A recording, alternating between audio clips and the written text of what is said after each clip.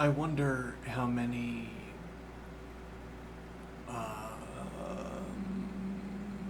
I wonder how many relative protections I have against copyright violations due to not monetizing the stream.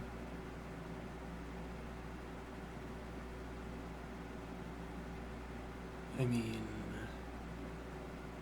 I haven't signed additional contracts in which might have been placed text that governs my behavior beyond what is necessary, well, beyond what I have with regards to the streaming service.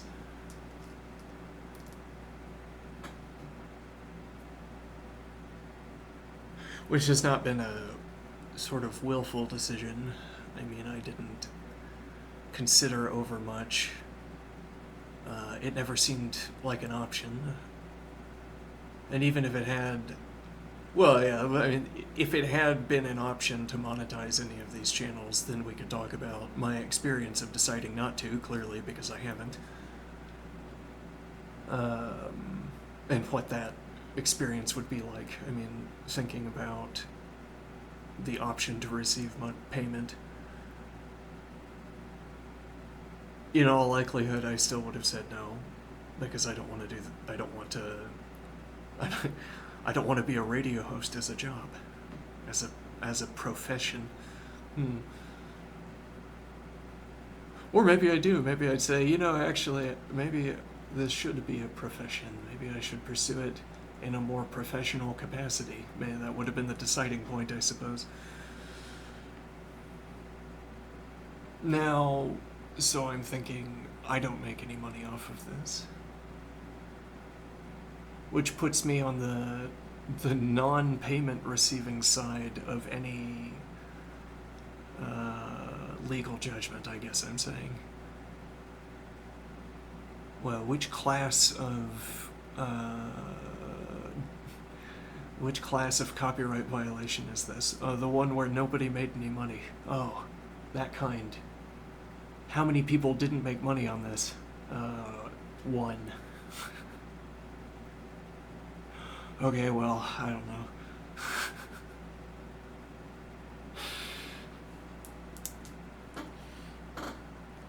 Mightn't this be called frivolous?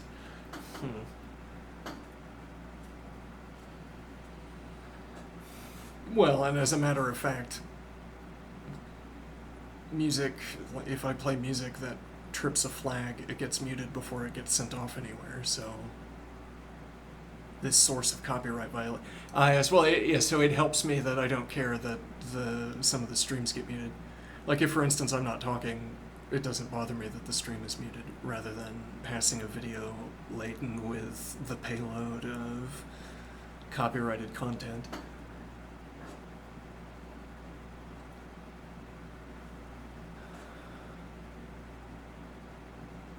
And that seems like the more convincing reason why I care less about, well, you'd say copyright violation, but then are you saying I broke a law? Are you saying I should be fined? I'm not sure that I should be. And I'm not sure that I should be, given that everything I've done gets examined to the letter. I mean, it's possible that I skirted by for the penny offenses I've committed of playing copyrighted music on my stream.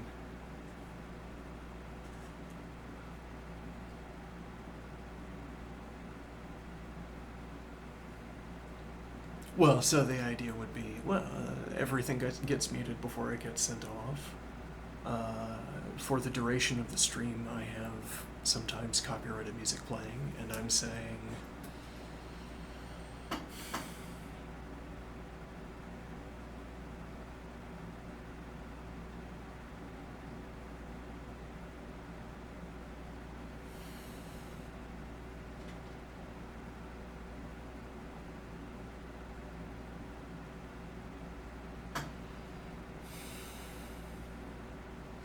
Well, so what do I feel about copyright in other regards besides the fact that I can play copy? Well, yeah, because yes, again, it helps that I don't mind the muted sections on other upload sites.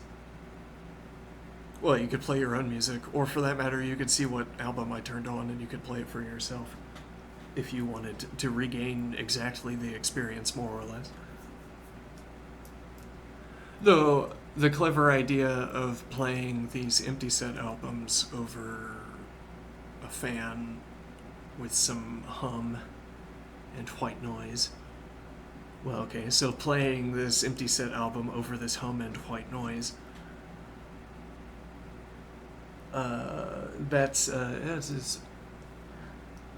It's like a creative act.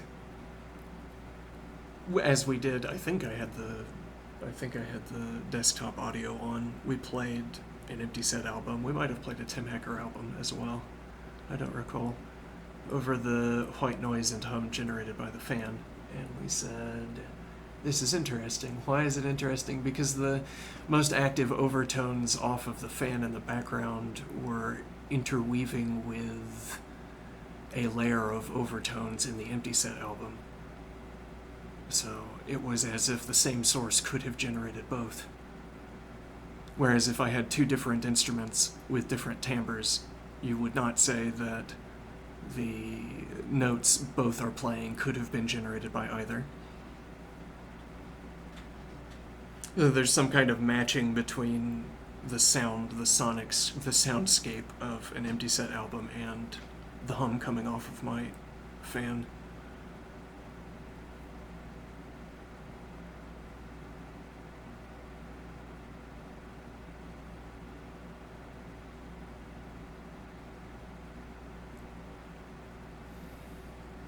And well, if that had turned out to be exceptionally interesting, that would be like its own artwork. Okay, and if people see, one imagines, wow, that was even more interesting than the original Empty Set album. Somehow this person discovered that playing a fan over this Empty Set album produces a better work of art, astonishingly. And maybe it's a special fan.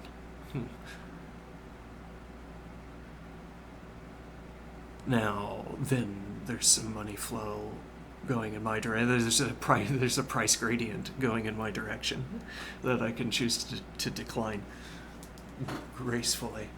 Huh.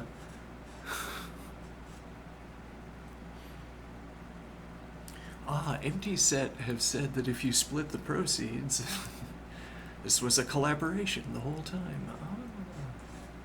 We collaborated with this band, with this music group.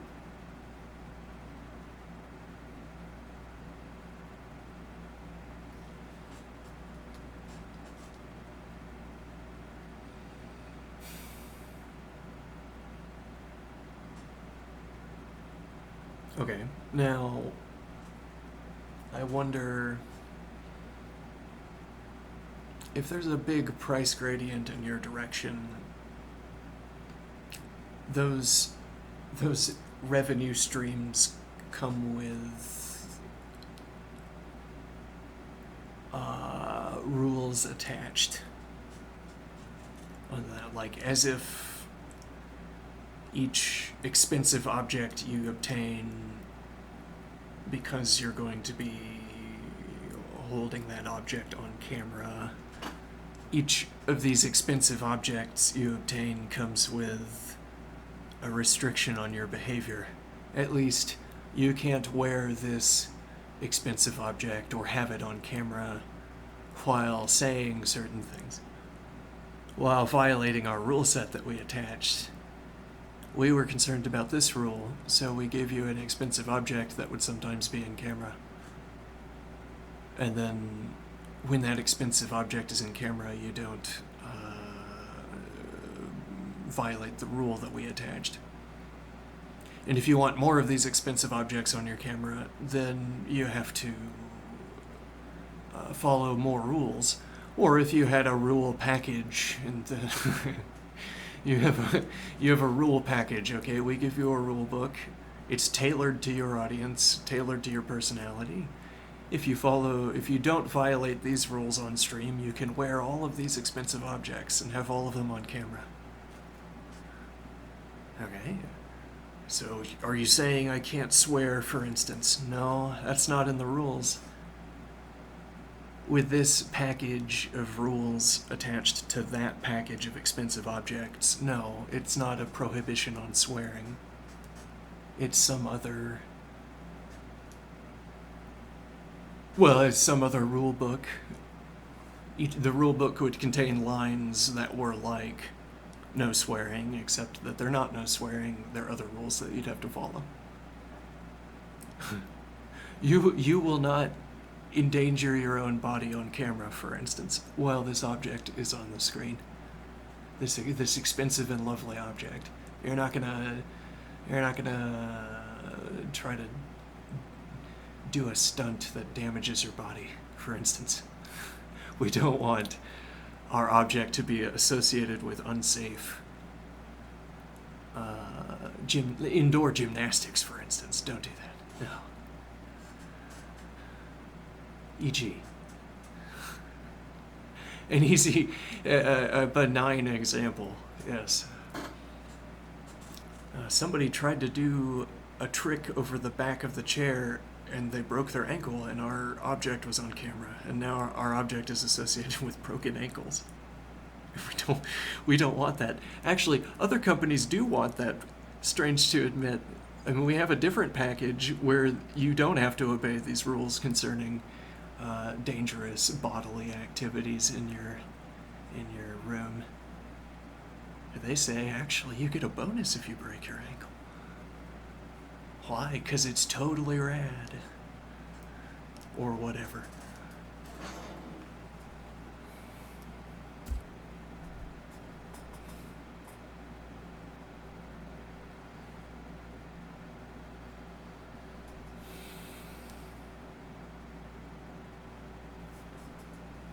Okay, and that would be our base case.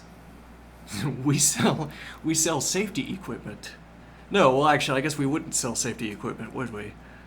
Because then you would rather what you'd want unfolding on screen is that they do the dangerous activities, but they aren't injured because they're wearing your safety equipment. But otherwise,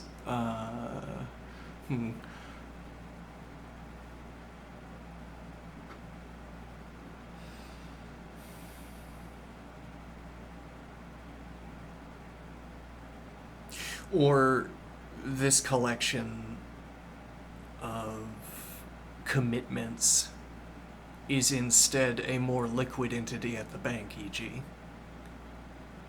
I mean, that if you owe a lot of money, there's a concentrated entity that can place rules on your conduct when you're on stream. Though, that seems to be a bit of a culture fault, a culture fracture. I mean, somehow I don't think of banks as being invested in the behaviors of influencers, for the most part. I think of brands as being invested in the behavior of influencers. And while the influencers have bank accounts, the money flows are treated like any other business so far as the bank is concerned. But practically what that means is that whatever models the bank has for traditional businesses, for profitability expectations or whatever, they're misaligned to this activity of influencing or streaming. Okay, but what that would mean that the people, yeah, so again, banks, well, I mean, so is the bank concerned about the local hardware owner's personal conduct? I mean, if the local hardware owner is in court or whatever, then yes, because that poses a liability. But otherwise, does the bank care that you're rude, for instance, in public? No, I suppose not. Or rather, the bank ultimately ends up caring about whether the revenue, the debt repayments are on time. Okay, and now if your rudeness drives business away, and then you can't make payments on time. Now it's the bank's concern that you were rude. But that's different from the real-time concern that influence or that brands have. The real-time concern that brands have, or that not for a second on camera do you violate these rules, because it could be clipped and then spread. And now, again, as many screens emblazoned with our brand alongside whatever behavior we didn't want alongside our brand, as many as end up on screens when people search for this clip.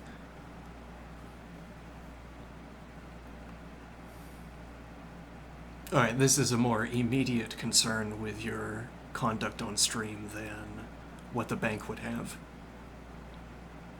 Plausibly. Now, though, if you're for instance, if you're a television host of some kind, okay, and your conduct is uncouth in the sort of broadcasting environment in the studio, the video would get cut before it gets broadcast. And then they would have some kind of filing concerning your action, and that filing would go up to some database system that would make a judgment concerning what we do with a television host who violates, I don't know, professional conduct, if you want to say. I mean, if you have a television host, well, who begins to curse, for instance, on camera, yes, you wouldn't broadcast it, you cut it short. That's why you have a delay. Yeah, and the point here would be, if you did not catch that delay, then you'd get fined. Okay, now you can manage that however you want, but don't have the cursing on our broadcast channel. Say we're several years ago. Okay, don't have the cursing on my broadcast channel. Yes, okay, so cut it short or do whatever. I mean, it's a free market, you know. You can dodge all of the cases of someone cursing on camera however you choose to do it. Okay, now they choose to do it by saying you were making a nuisance of yourself on making a nuisance of yourself. Oh, hold on, I'm distracted one moment. Right, you're in the television studio and you're making a nuisance of yourself. And now, so they say you're trespassing. Anyone on our premises who is violating the rules is trespassing, technically. Yeah. That means even if you were alone in a room and you were violating the rules, you'd be trespassing. And what that really means is that when we catch you violating the rules and we discern that you violated them in the past, we will stack an additional charge of trespassing in the past, because we say, if you're violating the rules, you're trespassing, even if you're alone. And what that means, we give ourselves retroactive, yes. We kind of get stuck in a loop here. What is the point here? Okay, we have a strict collection of rules for the television studio, and anyone who violates them is trespassing, so you are trespassing when you are cursing. And you're currently trespassing as you are not leaving the premises. As it were, the protocol we follow is that if you begin to curse on camera, you get out of the building, and then we decide what to do, but everything else stops until you get out of the building, because we have to decide what to do. Those are the rules we follow. And now you're trespassing. And then we call the cops, e.g., and they take you out of the building. Okay, now the point of this is to observe that there is a way to escalate, well, as it were, to escalate a rule violation on live television to the bank. Because if you are violating the law, if you have interactions with the police carrying you off the premises of your workplace, that is of interest to the bank, isn't it? Okay, so this would be a case where somebody who is in broadcasting, which is a loosened term off of streaming, someone who's involved in broadcasting, where the bank is concerned with this immediate behavior of cursing, as on a a friendly stream, a brand is concerned with the cursing of a streamer. Okay, but outside of highly refined examples, it's difficult to find cases where your bank cares about your immediate personal conduct in the course of your daily job, course of your daily activities. And yet it's the bank that has all of your interest, to speak cheaply. Whereas it would be brands that have your interest if you were a streamer who took branding deals. Their immediate concern for your conduct is, again, immediate.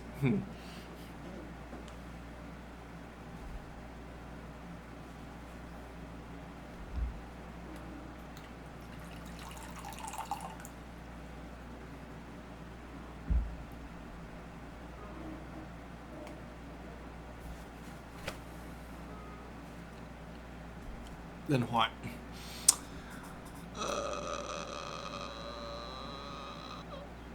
Let's see.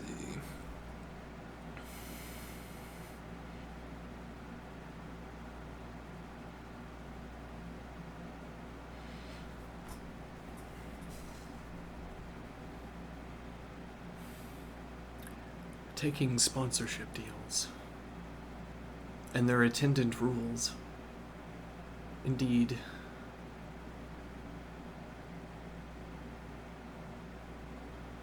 And so this distinction between the bank's concern over your behavior and a brand's concern over your behavior, this is a way of highlighting, well, it's, to the extent that it holds, it's a way of highlighting how banks are, at least how I, with my sort of cartoon understanding of banks, hold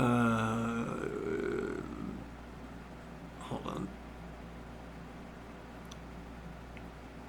I'm saying, with my cartoon understanding of banks, well, I don't know the internal operations of banks.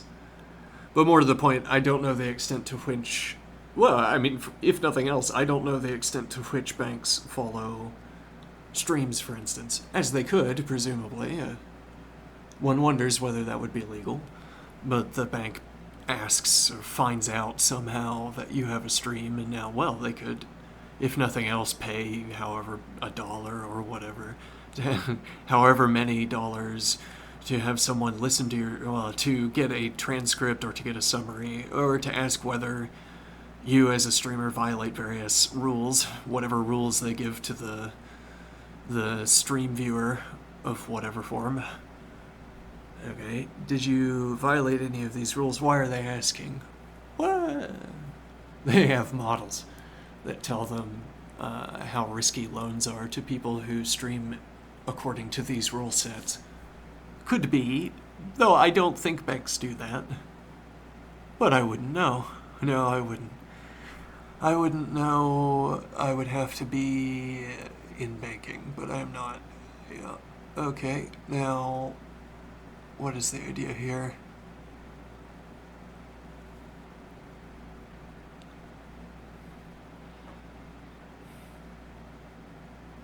I like this object on screen tied to a rule set construction, because you can extend it in other directions than talking about restrictions on people's behaviors.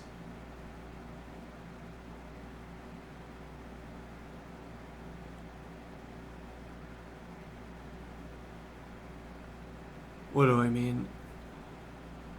I mean, let's see. So I place a coin on the table. Okay, it has a heads and a tails. All right. Now that's in the scene. It's on camera. And we have a rule. We say when there is a coin that is on one of the sides in the camera, we do or do not do something. There's some negative rule we adhere to, or there's some positive rule that we satisfy. Okay. We could do that with drawings as well. I have a piece of paper on the table and I draw something. And I say, whenever I've drawn a given shape, certain rules are in effect. And then we could go back over the video and ask whether the rules remained in effect.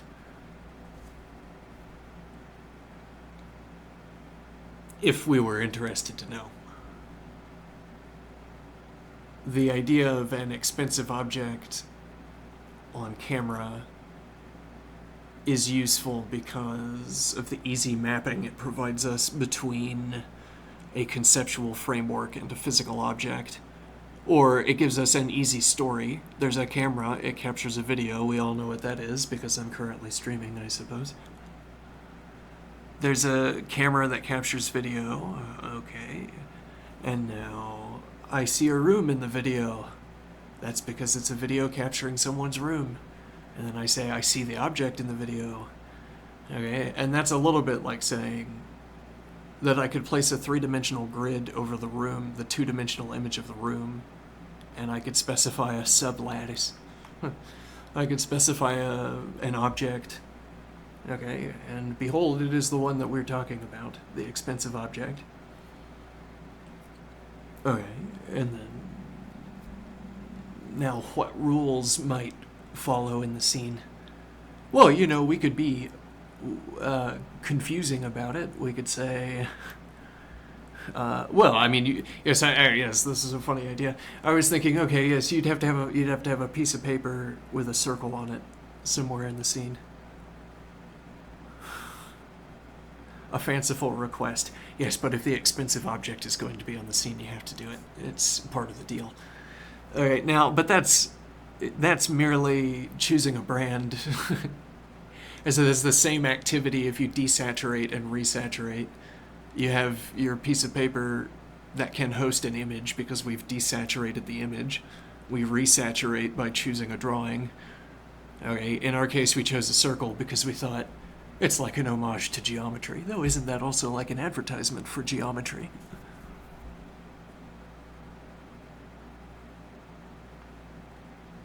But okay, that would be a rule we could follow.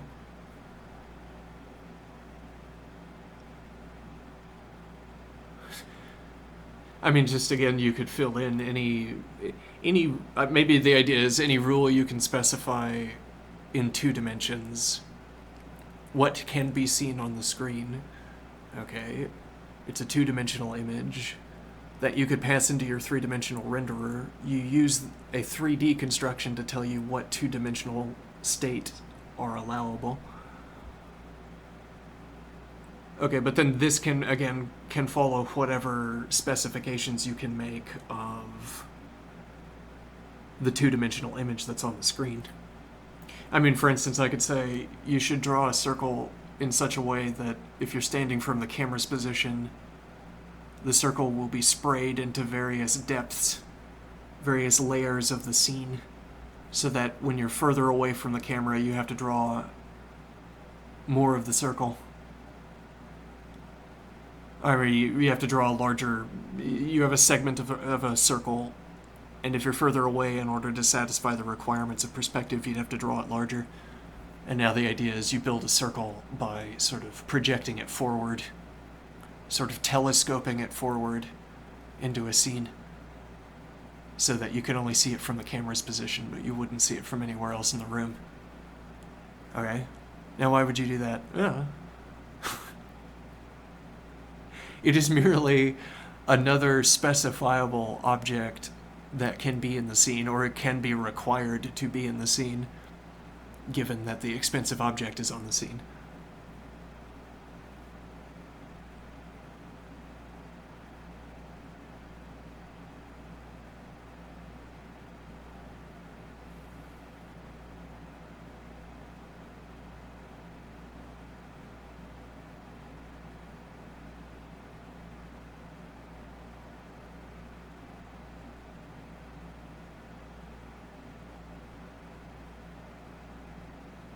Oh, I just had a nice idea. I I live in the woods, or maybe at the edge of the woods. Okay. A lot of pine trees. Alright, so I walk in the woods and I pick up sticks. I pick up twigs that fell off the tree. I'm stealing them from birds. all the birds looking for twigs for their nests can't find them. Oh no. Alright, and I'm making wreaths. I carry them back in bundles. And I make them into wreaths. Though what just occurred to me was fragments of wreaths that could be suspended from racks attached to the ceiling that could slide the length of a room, holding fragments of a wreath, and then I could make one of these extended circles in space. But okay, the practice of making the wreath, the nice idea, yes. You gather the twigs and you make a wreath. Okay, and you decorate it with all kinds of plant matter. Cheaply. All kinds of flowers that somehow got destemmed, e.g. other detritus of the woods that you pick up on walks that fall out of trees. Okay, now I make a wreath and I use it for decoration. I could sell it as well, but the nice idea was when I'm done with it, I look for a sapling. I look for a tree. Yes, I search for a tree that will survive the upcoming winter if it receives the wreath, but will not if it does not receive the wreath. Now, the purported idea here is that this wreath, with its twigs, with its other plant matter, interwoven, surrounding the sapling, providing safety from snow. It's like a kind of dam against snow or something. Though I'm not sure how likely that is, because snow would also simply fill the wreath, the internal content of the wreath. But okay. However, well, what we're thinking is the wreath rotting into the soil. Or maybe what else we're thinking of is the wreath could be protection for insects, though I don't know what insects do over the course of winter. But if it's beneficial for a sapling tree to have insects around, then it would be useful if, for instance, we embedded berries into the wreaths, and then as they began to rot, they attracted insects, and then there was a group of insects eating at a wreath. And then it would, by the end of, so we're imagining, but how this would play out in nature, I don't know. But by the end of winter, our sapling has a nice rotting ring of nutrients. Though our market justification was we find a tree that's not going. Yes, well, because we're taking up a limited resource, notably. I mean, that otherwise all of these pieces of plant matter would have rotted or been eaten by animals who would defecate into the woods. Return the nutrients at a later date. Condensed, notably. One way or the other.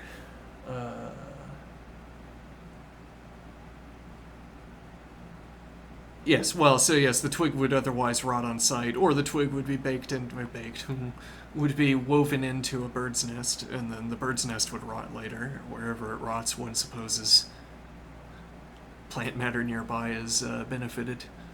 Okay, but does a wreath that I place around a sapling at the beginning of winter provide meaningful sustenance over the course of winter? I don't know. But okay, the market justification. By doing this, we save a tree that we can later gather twigs from, I suppose. If I do this on a long enough time span, I'll be gathering twigs from trees I previously saved. And then I can build more wreaths.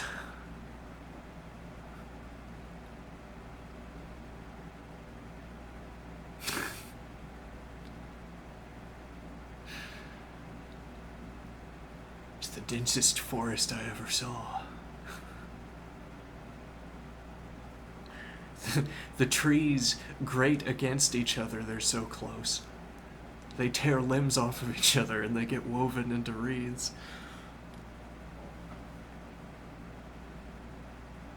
the canopy is uh, a roiling cataclysm of breaking twigs.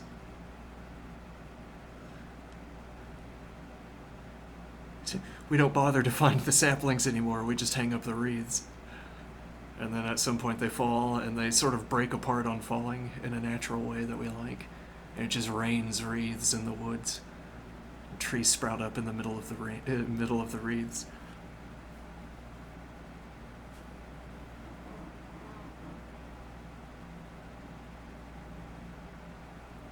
Why did we want this idea?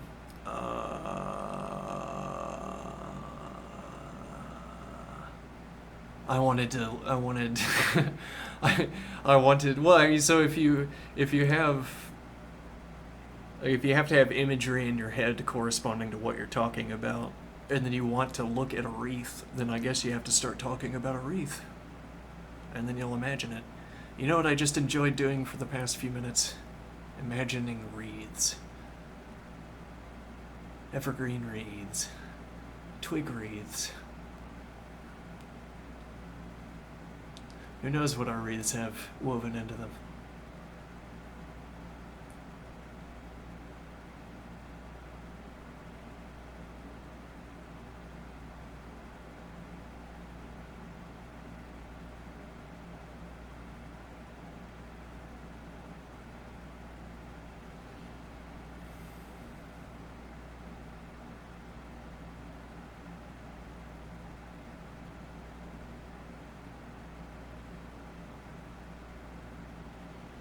Well, and the idea would be, I mean, the idea, the storytelling I want to do behind this is someone living on the edge of the woods and identifying a practice that is sort of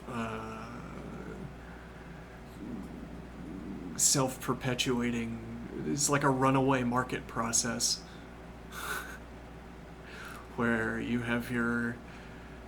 selectively pick up twigs, or you have to outcompete the natural growth rate, the natural survival rate of saplings in a forest. So instead of letting the twigs rot in position and therefore favor all saplings evenly, one speaks cheaply maybe, but you could let the twigs rot in place to give your background survival rate for saplings, or you can pick up those twigs, thereby depleting the bare locality of the soil beneath the twig, around the twig, but harvesting that soil regeneration into an isolated position, making a position unduly favorable to saplings. Well, and the point is, if what you're concerned with growing is the tree, is more of the tree, well, yeah, you know that these twigs are being incorporated into grasses, for instance. All right, I've seen twigs rot and then grass emerged. I didn't want grass. I wanted a tree because I want more twigs to make wreaths. Though I might also like making grass wreaths. Maybe I would use grass wreaths as a growth accelerant during spring and summertime. I don't know what kind of silviculture we would be engaging in here. But okay, so I know that some of the resource that rots back into the soil gets incorporated into grass. And so we think that trees could use those growth resources instead, that we can deliver those growth resources, that we can, as it were, as if the forest is our forge. Okay, but instead of blowing into a furnace with billows, instead of choosing temperatures and so on, I'm favoring the growth of some plants over the other. Okay, and now let me think here.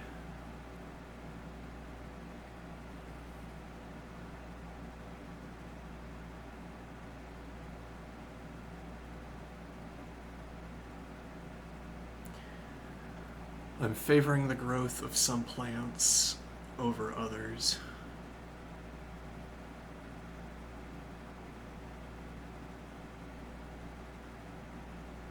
And well, that admits a kind of like, that admits a discussion, that admits a correlation to a furnace where you talk about the growth of metal, for instance, growth of steel crystals, apparently, iron crystals of various kinds.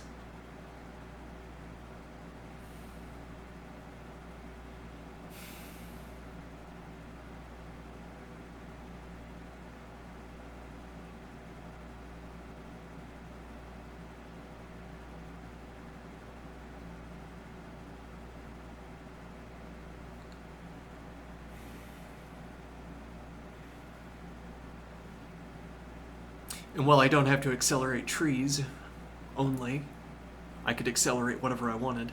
I mean, I'd have a stockpile of wreaths. One imagines, again, the runaway scenario,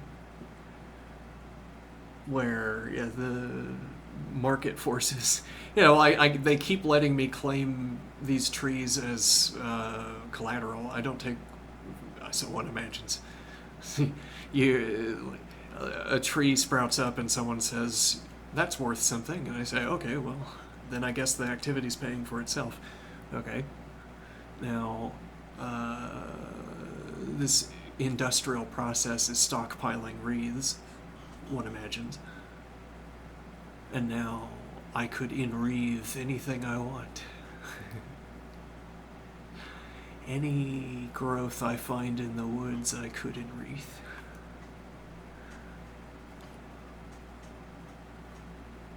Okay, why? Well, so there's a rose bush out there. It's going to take a big wreath, because it's a bush. Interesting point that it doesn't take so large of a wreath to encircle even an entire tree, but a rose bush. It's as if you'd want to weave the wreath in position. What does that mean? Well, I make the big festival wreath. It's the day of the festival, so I put up the big wreath. And if you stand in a position and the moon rises, the moon's right in the middle of the wreath. It's real neat. Now, I could do that any day, I suppose, where the moon is rising, but we only do it this day because we only make one big wreath a year. Okay, well, I make the big wreath, and what do you know? It's just big enough that I can fit it around the rose bush. Okay, now, though, if you look at the base of the rose bush, you'll see, well, and if it's not a rose bush, it would need to be some other flower bush. Well, it could be any other bush as well. It could be a berry bush, for instance. But okay, so I need the wreath to be large enough to encircle, to enwreath, but we make wreaths into circles, so it's to say the same thing.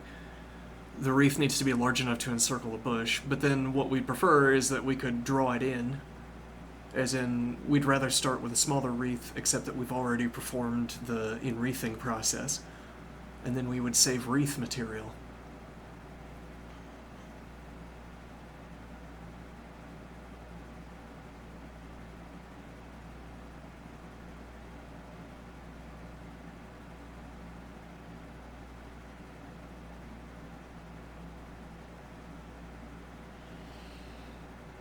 Well, and I hear tell of berry bushes in yonder forest,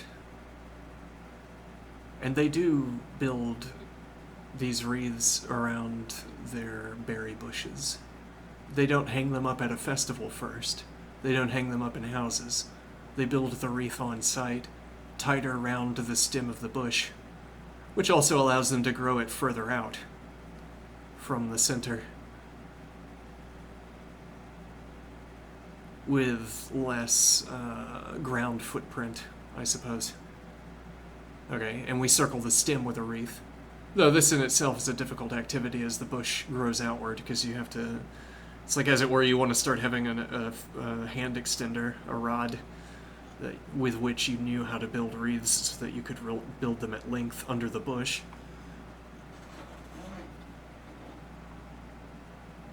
Though there's also the point that you don't have to build a wreath, you could simply place the twigs under it, under the bush.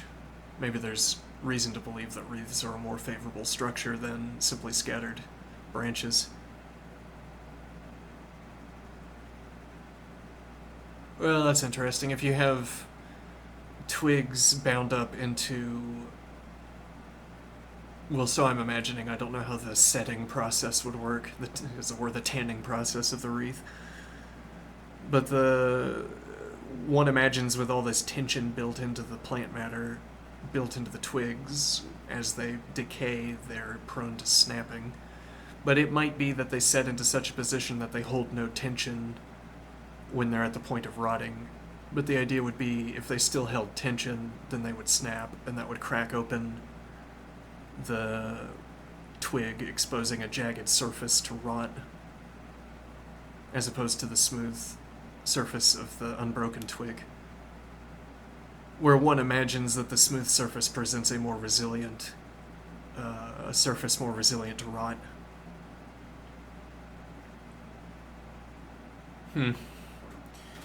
I'll be right back.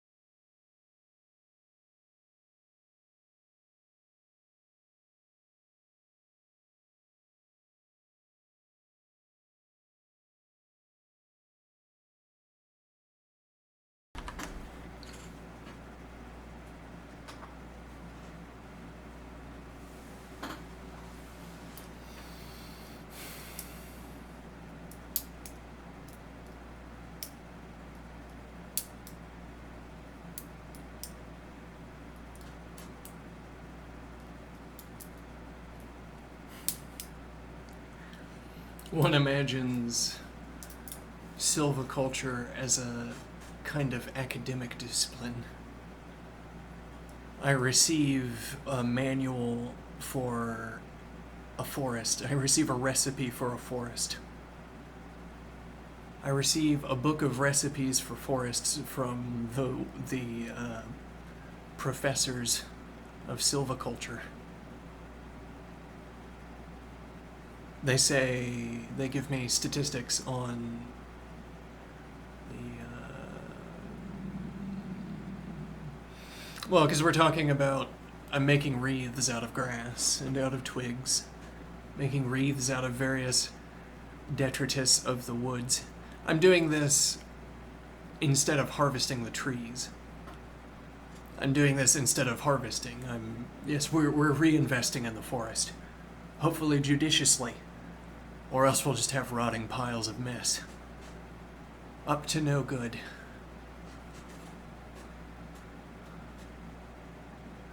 Okay, so we're making grass wreaths, we're making twig wreaths, and we're targeting plants. Well, and so we had grass wreaths, we supposed, in the springtime.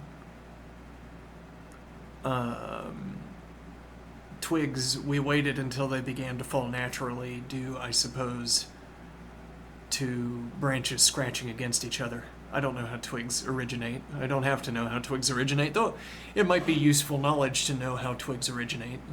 If it was, for instance, branches grating against each other, we could try to arrange that to happen more often.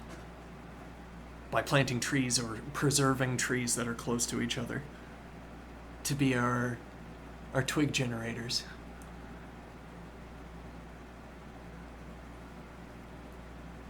Okay, now I'm saying, well, so in the springtime we're gathering grass wreaths. I suppose we don't have twigs yet. Or any twigs we find we put into storage. Maybe we want to do something, we want to treat them. Well, we have a season for twig wreaths.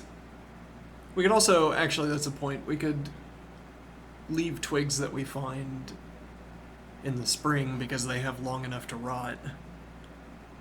But the point would be that twigs wouldn't have long enough to rot over winter before the rotting process was disrupted by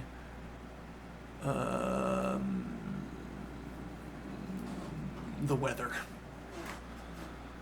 If you're getting freezes, so one imagines, you could imagine the twigs that are left to rot, the twigs encased in water. Frozen. Yes, encased in ice. And then one imagines the rotting process has slowed. If nothing else, there's less exposure to air, which I imagine fuels various rotting processes. Okay, now, so I say I don't want twigs to follow that irregular rotting pattern. Why that would be, I'm not sure. But the point would be that I only pick up twigs that would stay in the woods over the course of winter.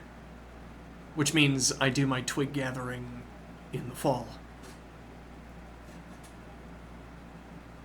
Otherwise, we're doing grass gathering. We're gathering stalks of grass to make grass wreaths because they rot faster, higher turnover. I mean, you could, if I made a grass wreath and I laid it at the edge of a patch of grass, I might accelerate the growth of the grass patch more than if the grass had been left to its own devices. So I might be making grass patches or laying grass wreaths to accelerate grass growth, to give me more grass wreaths.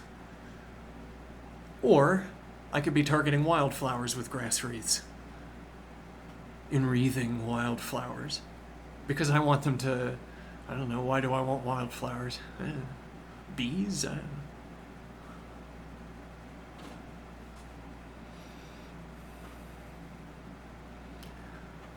Well, and if you have enough flowers around, you have more decoration for the wreaths. I mean, when the wreaths are serving their decorative function.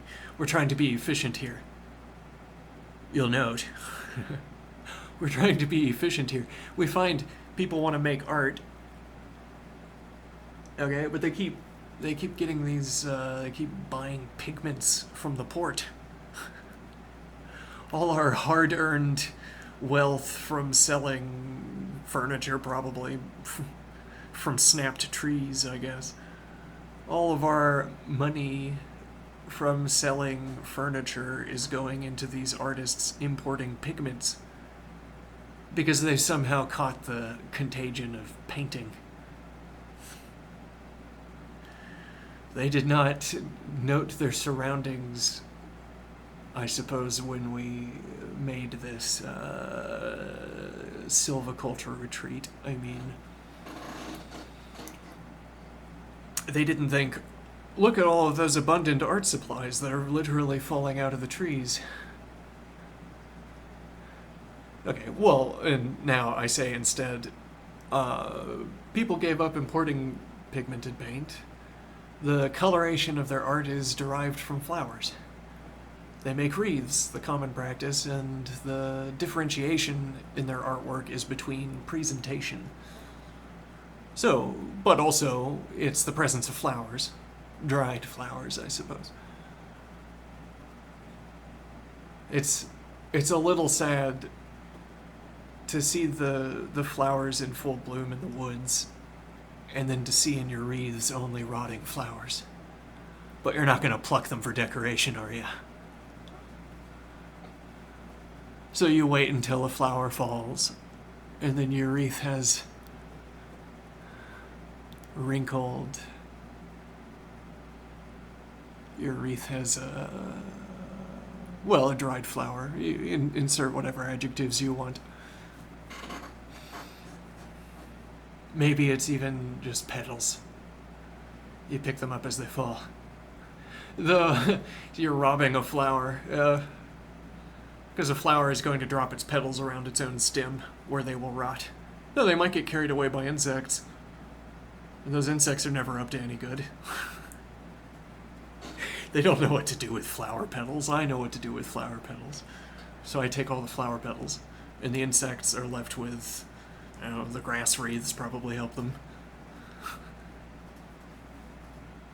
My trusty insect crews disassembling grass wreaths into grass patches. That's my repayment. That's why they don't get all the flowers. Or any of the flower petals. Okay, then they're in my wreaths. And that's the pigment. That's the coloration in our art. It's not powdered cadmium suspended in oil, e.g.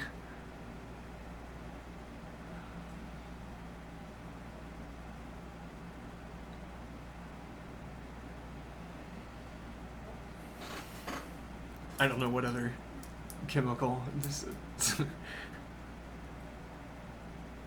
Yeah, you might want to check those popular painting videos of yore. You might want to ask whether it's good to be breathing all of the pigments that painters recommended in the past.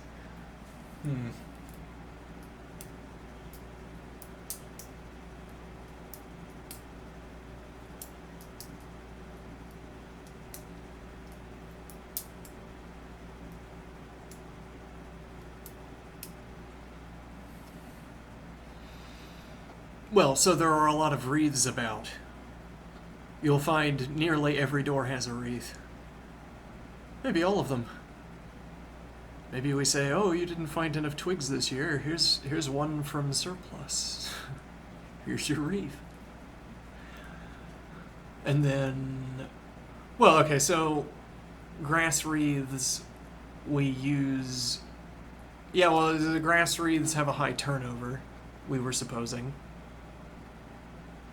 Well, yeah, so one wonders, what do you want to accelerate and when? And I suppose this would be in the technical manual we receive from the horticulturalists, the silviculturalists. They say propagate flowers early in the spring, which means that when you can gather a profusion of grass, you begin wreathing flowers Now, why would that be? It's not because we like flowers. It's because an early onset of blossom, an early onset of flowers aligns well with insect cycles, for instance. We get pollen propagation going earlier on. Maybe that we find that desirable. E.g. Or the manual doesn't say flowers, and instead the manual says, maybe you find the first sapling and you focus. Yeah, but I mean, how many grass wreaths can you lay around a tree usefully? You find a sapling, and you build grass wreaths in concentric circles around the sapling. This is, yes, an art project, potentially an ecologically dubious art project. You build one wreath after another around a sapling out into the distance. When you hit a tree, you go around it. You have a sort of stretch of forest with grass wreaths. Okay, now one wonders how many such rings were productively used. Now, if what you're trying to create is a kind of... So to say what you want is a dense patch of grass, well, notably, your grass wreaths are going to have grass seeds in them. So if you created a palette of woven grass over an expanse, those grass seeds, if nothing else, will be in the midst of grass rot. One supposes that grass rot is favorable rot for grass seeds, though I don't know that.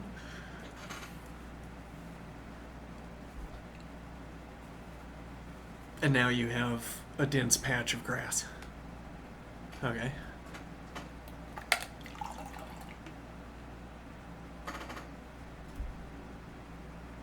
Now I say one wonders how many such wreaths are necessary to propagate the sapling in the center. One even imagines that the grass field outcompetes the tree. We initially placed it there to provide sustenance to the tree, but if maybe we create a micro-environment, or I say not micro, we create a macro-environment, I suppose, relative, e.g. to a square foot around a sapling. We create a macro-environment within which the sapling is not competitive. And then we have a grass field, but we don't have a sapling.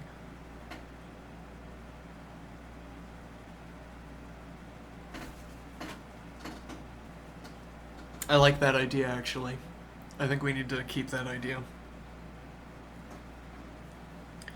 The idea that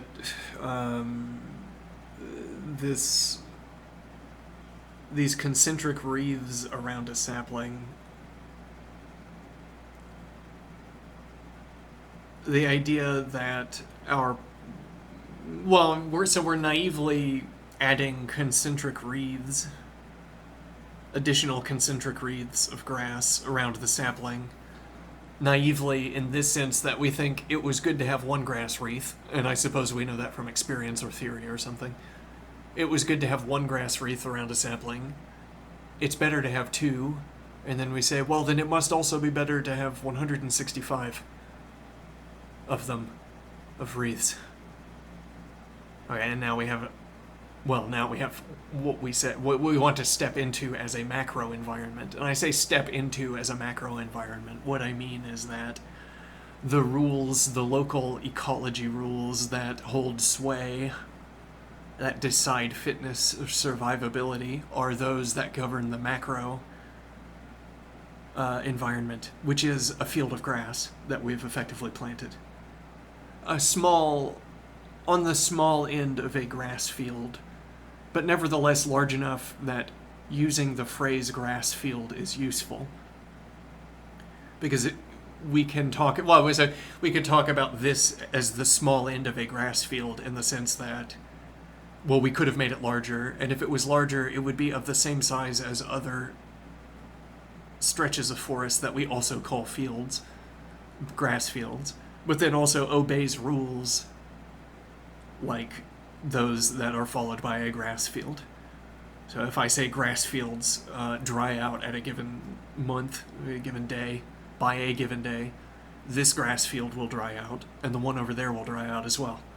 the certified grass field in the distance, will turn yellow at a given day, and on roughly the same day, this smaller grass patch will do the same. So I get easy access to rules for talking about the grass patch. Now, if it turns out that, for instance, the grass field going yellow is unfavorable to... Let me think here. If it turns out that the grass field going yellow is unfavorable to the sapling, then what? Well, so instead of proceeding to talk about a grass wreath that rots into nutrients for a sapling, we proceeded to talk about a grass field. Now, so the grass field is going to... Well, it follows grass field rules, whereas a ring of rot follows rot rules. Or a source of nutrients follows nutrient rules. Okay, but when we expand the field that we supposed held the nutrient rules, we instead gained a macro state that held other rules. Okay, so we don't lay 165 consecutive wreaths around a sapling, though that would be the idea of maximizing. That would have been a metrical solution to this question. How do we maximize support to this one sapling?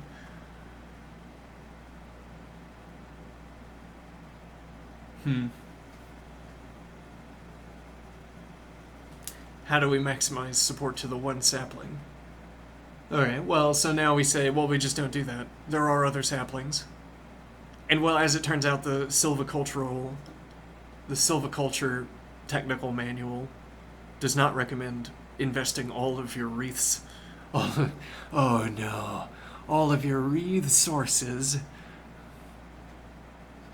resources into one sapling. It recommends spreading them out. It also might not recommend accelerating a tree early in spring. Though the idea would be that if a sapling is close enough, if it's already large enough that it could by the end of spring grow into a viable specimen, then accelerating its growth makes you more certain that it will develop into a viable specimen before the cutoff point, which is winter, where trees that do not meet the specifications will die in winter, and you'll have wasted any resources you spent on it, or if you spent none, then you wasted the opportunity.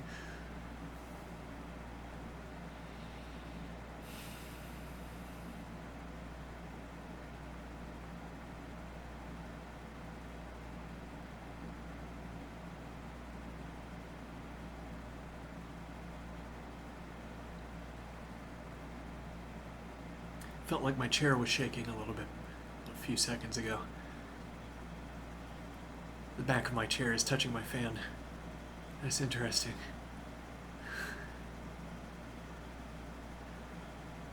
It's like having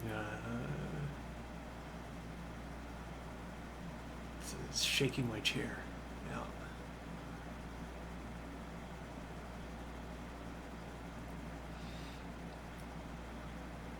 Now, why are we talking about it? I guess it's just fun, isn't it? Surely. It's just fun to think about. It's fun to think about resource-based systems. Why? Because I want to imagine me being so good at the resource-based system that I have a warehouse filled with wreaths. Oh, look at all of them. They're masterworks. Wreaths all. I get a lot of practice making wreaths because I'm so good at managing forests. The twigs fall like leaves. The twigs fall like leaves, and the leaves fall like avalanches. And my warehouse filled with my art objects.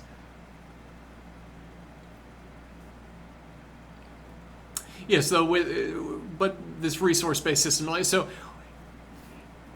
we're extracting these wreaths, right? I mean, if I have a warehouse filled with them, which would mean a shed, if I had a shed filled with wreaths, all right, well, they're not rotting in the woods. No, they might be rotting in my shed. Maybe I'm cooking up something extra special and I'm letting all the wreaths rot in my own shed, and then the shed itself will rot. Ah, interesting. Because then you're not merely feeding whatever's growing with twigs, you're also feeding it with whatever you built the shed out of.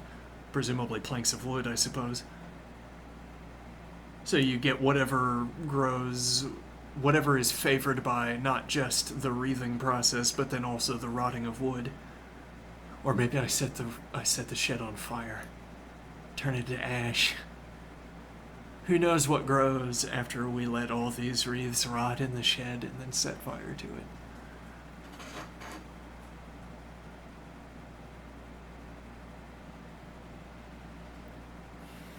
But I like my shed. I like having a shed. That also means that I've extracted a shed's worth of material, carbon, whatever, lignin, from the soil of the surrounding forest.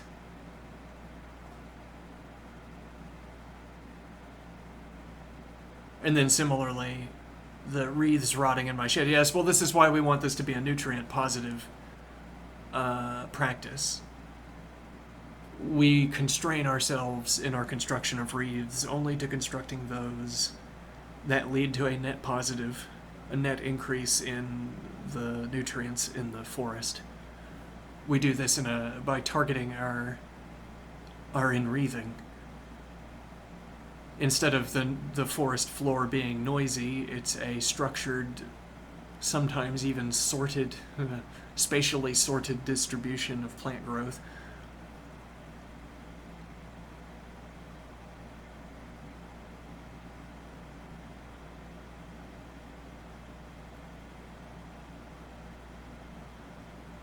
Well, then one wonders, is that factual, as it were? If I grow flowers in the forest, if I tend a garden, can I tend a garden that contains more organic matter without depleting the soil than the balance that would emerge between the soil and the growth in the untended case? Can I make a forest more proliferous than a untended forest by growing a garden that obeys rules on the forest floor? Well, by tending.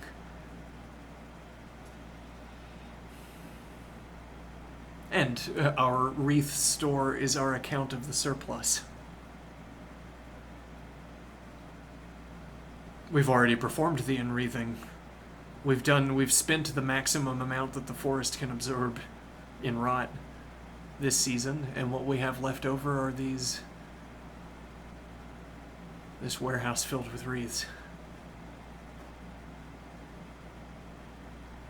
Interesting. Wreaths with wax candles. You burn the candle and the wax melts into the wreath. You have it on the door. It's outside. Though then you'd probably need some kind of shielding. Do we have glass, for instance? Or if it's indoors,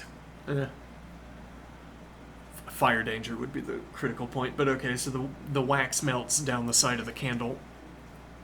Okay. And fills in cracks in the wreath. Well, fills in whatever you want to call it. We don't have a crack. We don't have a substrate within which we can specify a crack like we would specify, e.g. a cracked stone with a wreath. But we have gaps between wreath wires, e.g.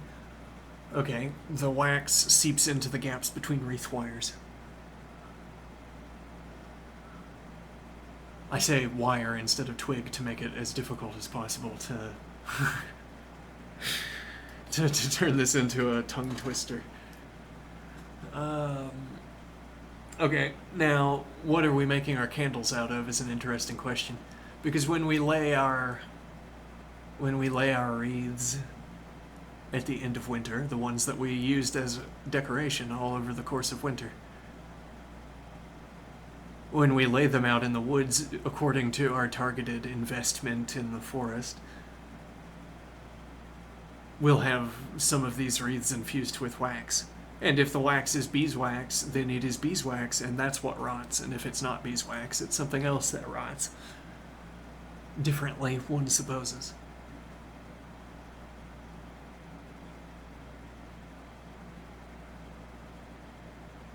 One want just for the sake of variety, or for the sake of targeting a different sonoricity with the throat. One wants to say rote instead of right, right, right, over and over again. Rote. Yeah. But that's just why speak a language at all? Why not just gibber all the time? Rote. Nothing meaningless. All right. Well, anyway, so these wreaths, right? Our post winter wreaths. Yes. Well, so if it was tallow of some kind,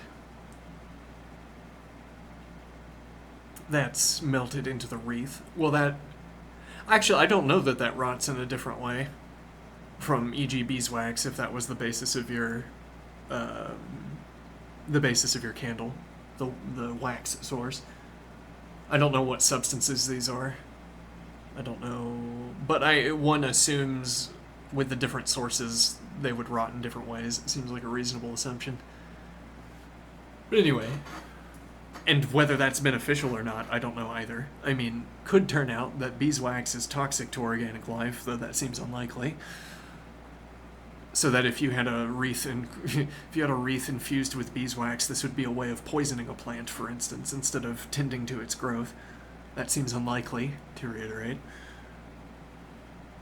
Though, if beeswax, for instance, attracted animals, and then the animals attracted to the beeswax trampled the plant, it wouldn't exactly be the case that the wreath was poisonous to the plant, though the presence of the wreath is what brought about its destruction.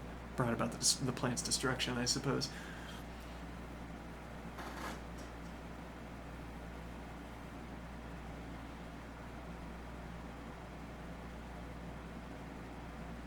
As in, I say, I think we've performed experiments in honey, a ring of honey around a plant. There's a flower where if we put a ring of honey around it, it grows more quickly. So we say, oh, that sounds like a good idea, and we find all of those flowers and we ring them with honey, and then bears roll over all of them, and we lose the entire crop of flowers. Bad silviculture.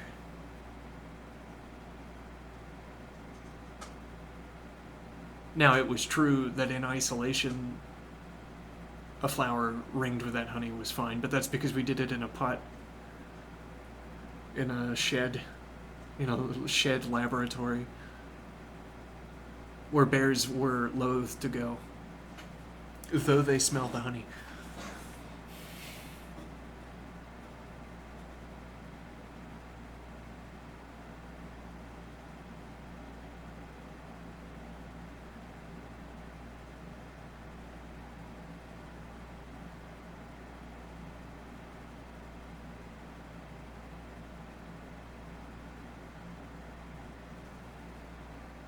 Now what?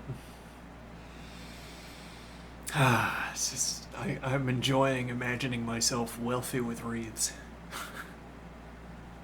I'm having an entire evening of it. The idea of, look at my warehouse.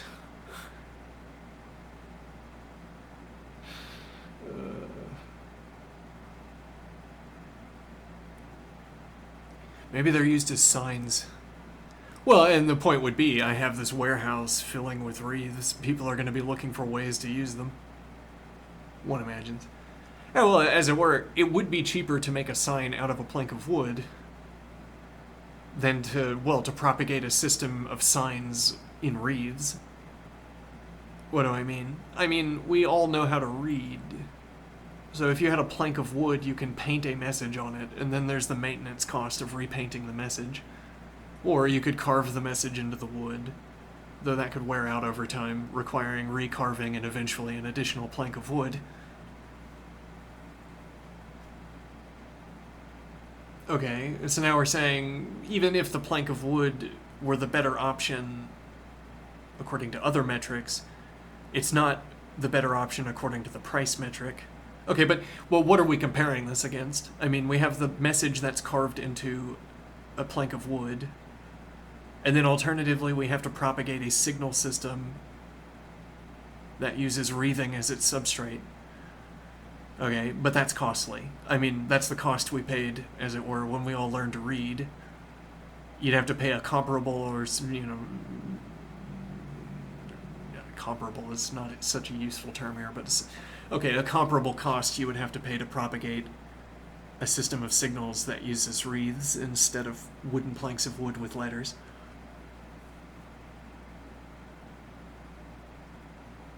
Okay, well, and you could have a color coding system. You could have a flower species system, for instance. If the wreath has flowers of this kind in it, it's telling you message A. If it has this other kind of flowers in it, it's telling you message B. Or if there were various construction methods that could bear information. And then you could see the nearest wreath and find out something about your environment. Now, the idea would be there are not so many wooden planks around. And why is that? Our wreathing guild owns many of the trees. Owned them since sapling status.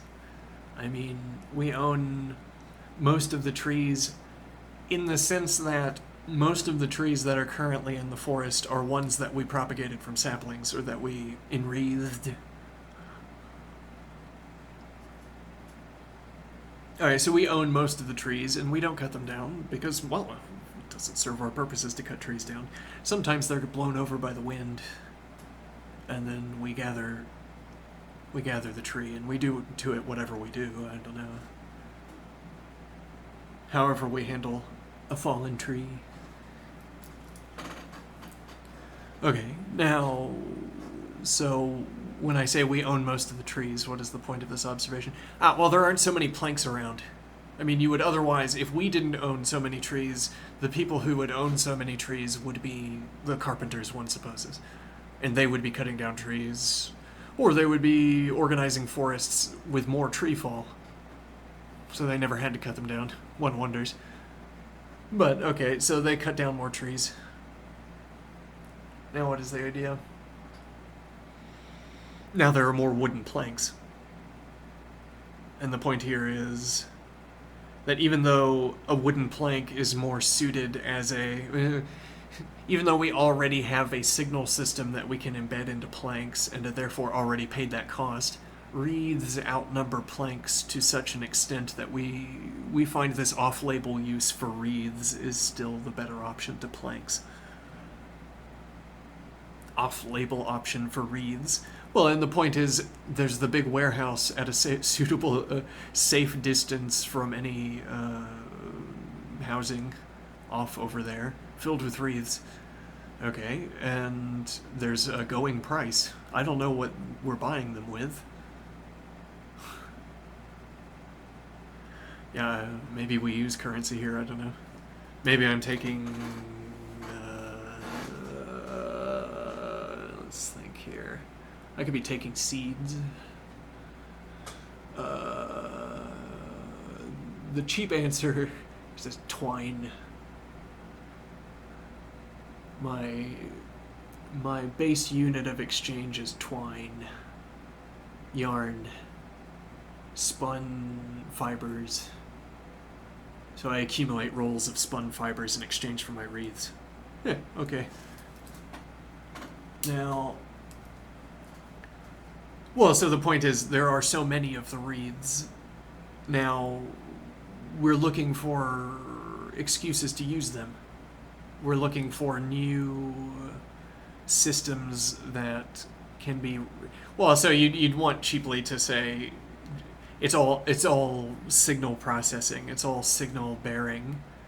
So we have a system of signals. Well, one imagines a society where there are many wooden signs with text on them. Okay, and then we detail replace, and instead we have a society in which there are many wreaths with varying characteristics. Okay, and this detail swap is saying that the market did not support using planks as a substrate for signals. It supported using wreaths as a substrate for symbols, signals, whatever, because there were so many wreaths around and so few planks of wood. And well, this would be this is a metaphor of sorts for other markets. It's like, let me think here. Well, it's a little bit like how it's like construction material. I mean, you can get construction. So I imagine, at great expense, you could get tailored construction materials, but as it were, if someone with a lot of money came into town and said, I'm going to buy all of the hardware stores all at once, okay, and we're going to build whatever we can by emptying out the contents of these hardware stores. E.g., though don't actually do that. But if someone did do this and got away with it, or was allowed to do it legally, you'd have all of the contents of multiple hardware stores from an area. Okay, and now, well, you can build whatever you want. Whatever schematics incorporate just these pieces of material that are in the inventories of the hardware stores, that's what you're able to construct. The combinatorial expansion of nails and planks and joints and hinges and pipes and wires.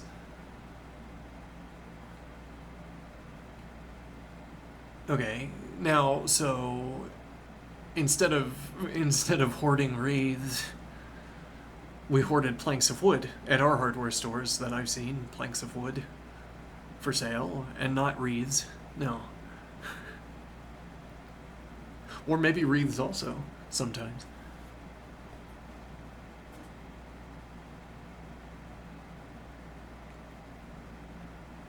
And then the point here is when I go looking for, well, I'm looking for a wooden plank to write or carve something into it. So you say you want a plank of wood to serve the purpose of substrate for a signal. Yes, I guess you could call it that if you so desired.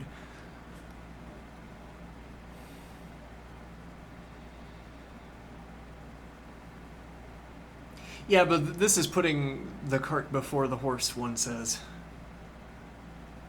I mean, it's the usefulness of planks that leads to their profusion, and then we find that we can incorporate them into various projects.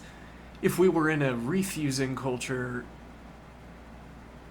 well, one wants to say the wreaths aren't so useful as wooden planks. There isn't... we weren't first struck by the utility of wreaths, which is when we were struck by the utility of planks that led us to construct many planks of wood. Whereas we were not struck by the utility of wreaths, which would have led to the construction of many wreaths. So you have to have the ubiquity. First you have to have the profusion, the warehouse filled with, and then people find excuses they find alternative methods of doing what they want to do that incorporate wreaths instead of other objects.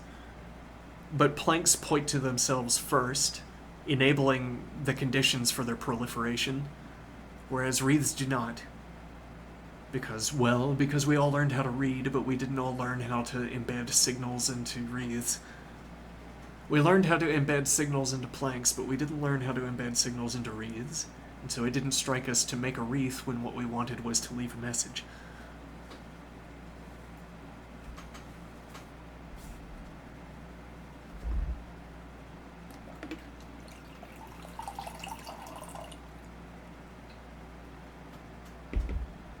Okay, but then one wants to say, you can't build a house out of wreaths.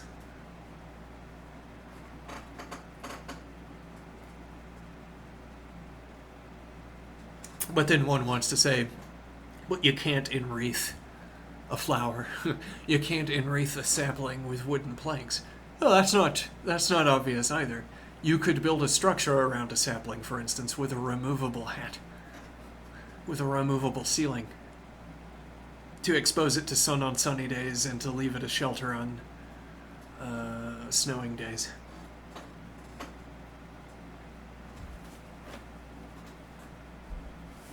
Like a birdhouse, kind of, except for sapling.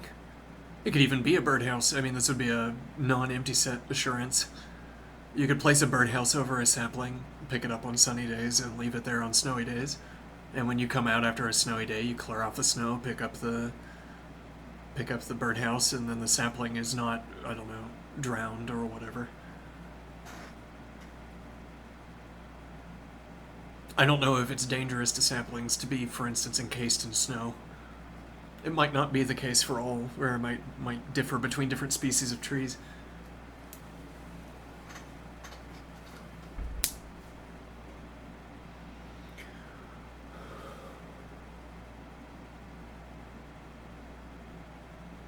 Okay, so I mean, you don't have to do wreathing. Though, then you could do a combination of the two. I mean, we might have an industry of building sapling shelters out of planks of wood. Who knows how many sapling shelters we could build out of one fallen tree? Though who knows how many mushrooms we'd gather over the years, growing off the rotting carcass of the tree. One wants a fonder term than carcass for talking about our fallen tree over there.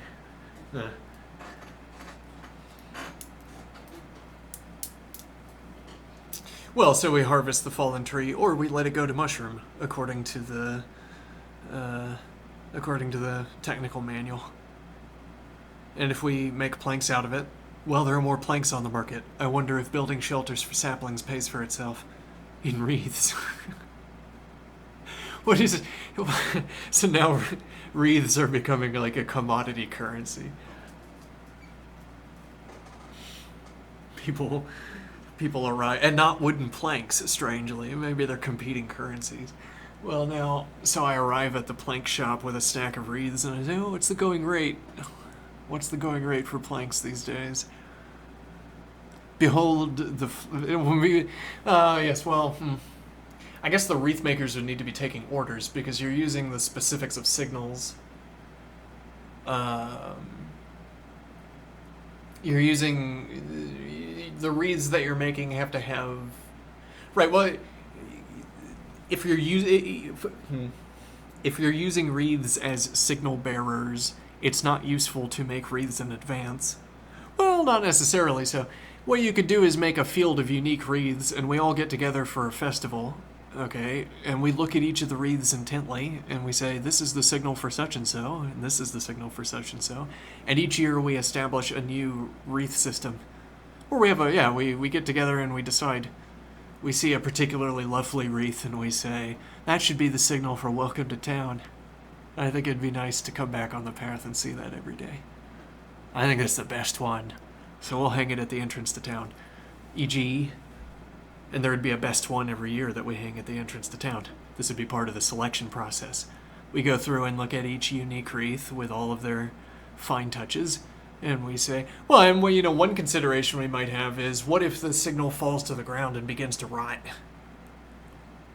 What if we place a signal somewhere and it falls to the ground and nobody notices for a while and it begins to rot into its environment? Do you think we want to pick up a rotting wreath and carry it back? Or pick up a rotting wreath and place it around a target? Or do we want to let it sit? Maybe we have a preference for letting it sit, and then we care what we post these wreaths over.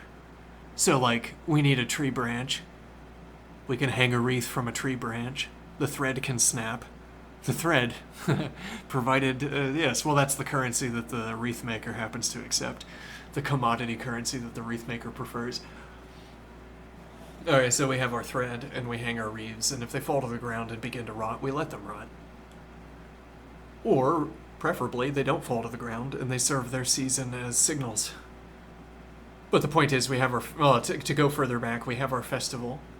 We establish this year's mapping, one-to-one mapping. This is the signal we will place over yonder. So, and the point is that if you're wandering in the woods and you don't know where you are, okay, then effectively our wreath layout at the festival is establishing our year's coordinate system.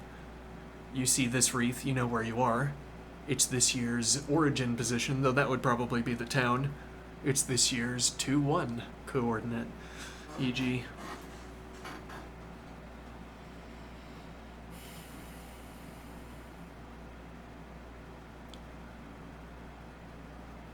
Okay, and that would be a way the wreath makers could make in advance.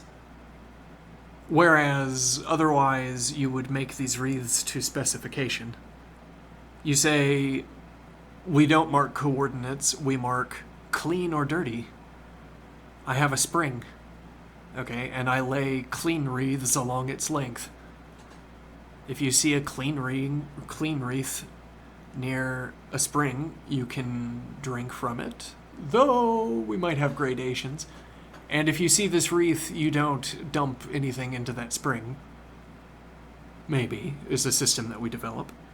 Okay, and now, so in that case, we could have the clean wreath could be demarked by a certain kind of flower. And now you could mass produce wreaths with this certain kind of flower, with this buffer usage of these wreaths that, if nothing else, a person who owns a clean spring owns. Someone who marks a clean spring is motivated to acquire more of these clean wreaths. So you could mass produce in advance, is the point. As opposed to waiting to make to specification. Though in this case, in a way, you have waited to specification. It's merely that we don't need time of creation details. Or maybe we do want time of creation details. And what would that mean? I mean, there's some detail on the wreath that has to wait until I order it. And when I order it, I tell you that additional detail and you encode it into the wreath. Could be a timestamp, though that would only mean, I don't know, some pattern that marks the week, some pattern that marks the month that you encode into the wiring of the wreath, e.g. Or I notice the growth of the flower, and I know when the flower was in that blossom, so I know its age, the age of the wreath. Okay, e.g. But the point here is that, well, so the specifications, right, time of creation specifications. Well, and this would be like, I have a flower, okay, I want this flower in the wreath, but you haven't mass produced any of them. Or e.g., you have empty wreaths, blank wreaths, and your practice is then to weave flowers into blank wreaths. But then you don't weave these you don't weave these flowers into blank wreaths until you receive an order to do so. Now, at time of creation, you read what flower and perhaps rules for weaving as well, and then you weave the flowers into the wreath.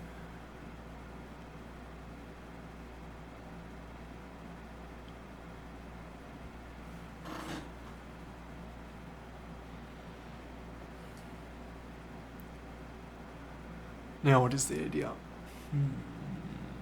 Perhaps rules for weaving as well. So time of creation rules. Well, so the question is, for instance, could the wreath maker simply sit and make the same wreath all day? One practice session after another, creating, or a workshop. We're trying to make the best instance of the clean wreath. That's our motivation, because we're artisans. We're professionals, I guess. We're professionally enthusiastic. Okay, and, well, we don't often succeed, but we can sell our failures, as we call them. We can sell our failures because they're still fine as instances of clean wreaths. They're merely not the best. So the ongoing output of our clean wreath production is that, well, we can sell them to people interested in buying clean wreaths, where we posited that these people would be marking springs, clean springs.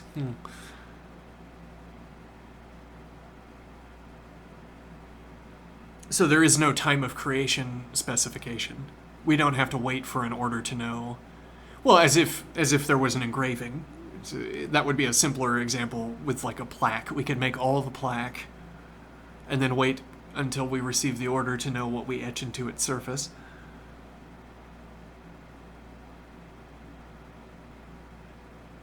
Or we have plaque blanks that we sit on waiting to receive an etching order.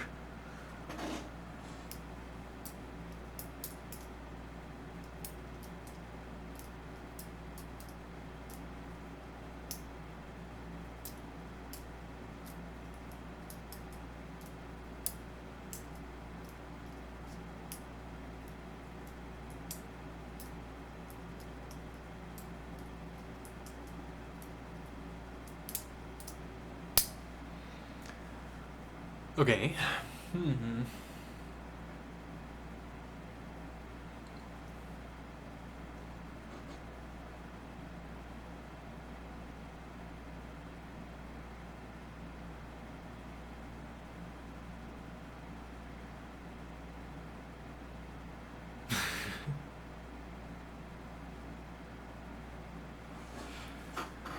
The bonfire celebration, carefully curated. The bonfire celebration. That's every year we find the best location for an afterburn plant, an afterburn tree. I'm trying to think how we would weave our festivals into our society's requirements. One imagines these festivals emerging as a first as an industrial practice. The ubiquity of wreaths. So why is it a social practice for young people to weave wreaths? Well, one answer is to say, it's part of their childhood games that they play. They make wreaths, they play around. Okay, now, but that's not what I'm thinking. Hold on, I'm saying. Well, yeah. So then the point would be we're trying to the culture, as it were, is trying to monetize wreath weaving. If you can get children involved in this handicraft, you teach them handicraft skills, but you also now have this more ubiquitous object, the wreath. Okay, the expensive activity of building a bonfire. Well, we don't cut trees often. we we having successfully outcompeted the industries involved in wooden planks. The industry in wooden planks subsists primarily on fallen trees. Okay, so a bonfire is expensive. It might take an entire fallen tree, and we might not get so many of those a year. So, what is the benefit that we're getting out of building a bonfire? Well, and so one imagines this being an industrial process first, a silvicultural process where you create a burn pit and then plant something into it. But the burn pit is kind of a reserved word in this regard. Yeah, you create an ash pit and you create an instead of a sandbox, an ash box. But okay, and whatever you can grow, especially in that's what you grow. It starts out as an industrial process, but as it turns out, people will show up and say, "Hey, what do I have to give you in order to stand here and watch this your art installation? You want a roll of yarn so that I can watch your art installation?" And I say, "I will take that roll of yarn and hire some stalwart individuals to request payment from other people to watch the bonfire."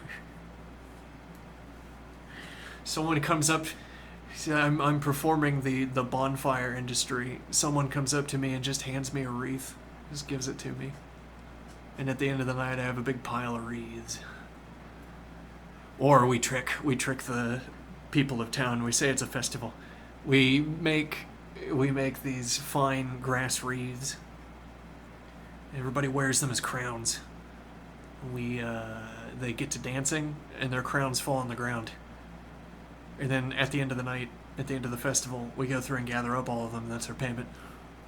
Take it out into the woods, perform silviculture.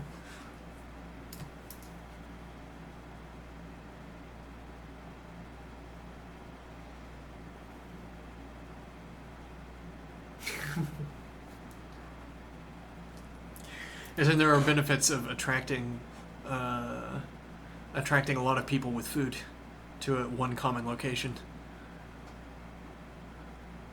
A lot of pissing in the woods, as it were.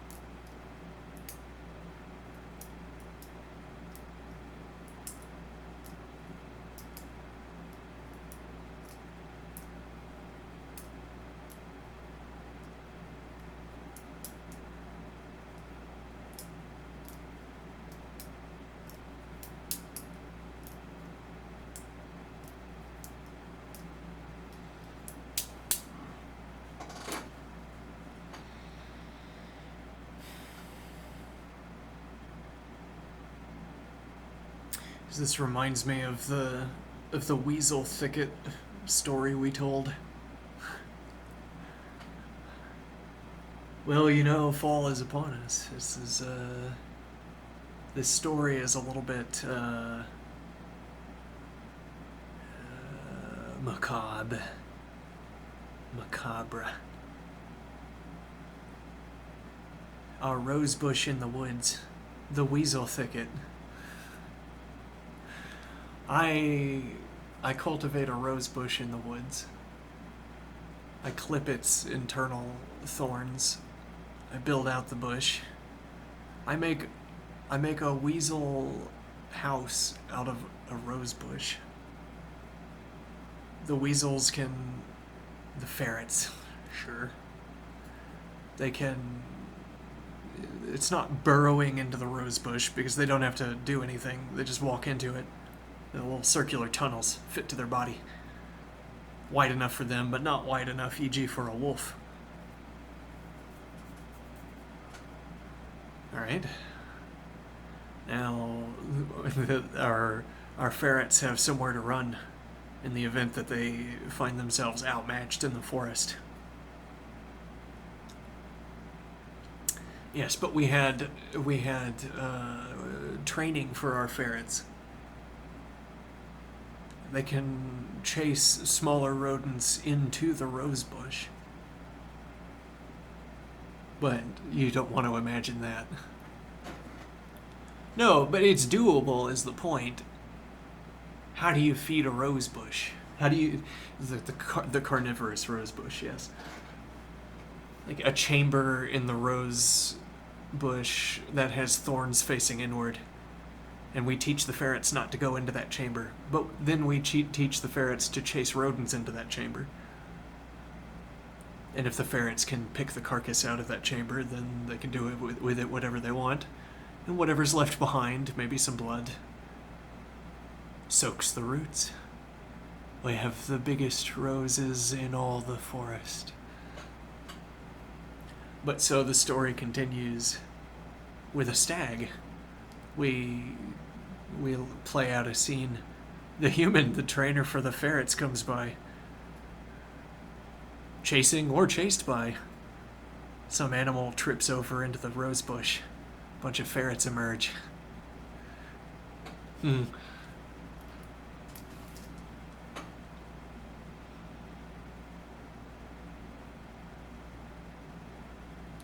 One supposes that a stag thrashing against the rosebush would lacerate itself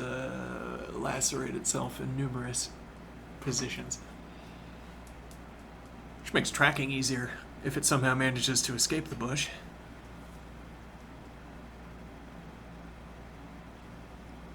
The thicket.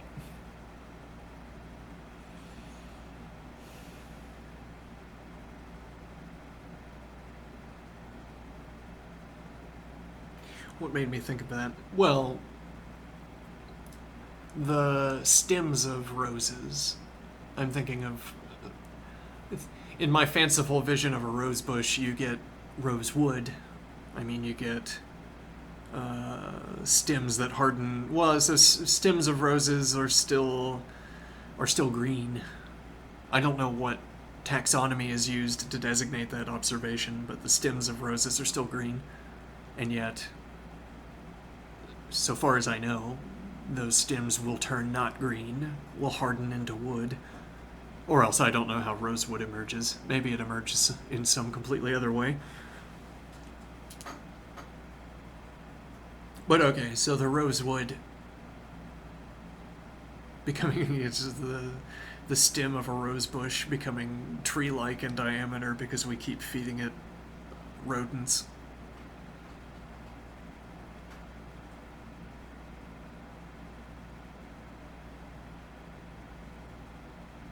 Yeah, well, when we had our wreaths with dried flowers, that was a more beautiful vision of rot, I think. A more lovely vision. It's less...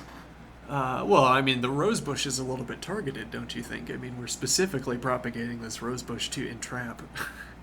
to entrap wildlife. To obtain trained ferrets. I suppose.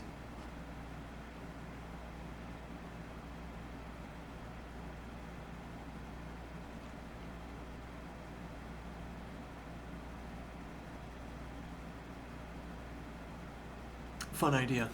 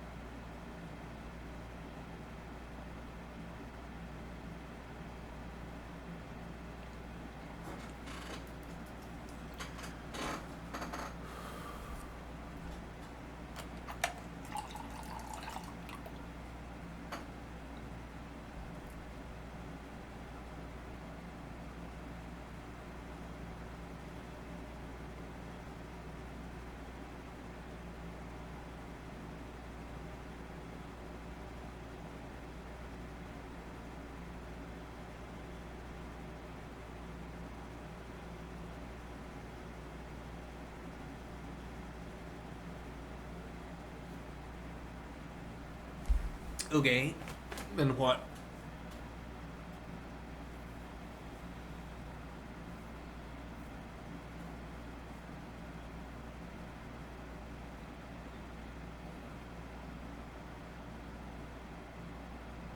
One wonders what a silvicultural technical manual would look like. I was thinking like a recipe book. You try to get. Well, what else? I mean, what is the book going to talk about except distributions of plants? I mean, the point is that our interventions into the forest are interventions to propagate plants. The outcome of our interventions is to have a plant rather than not having it. So the question one intuitively supposes, the question becomes, what is the proper distribution of plants to propagate?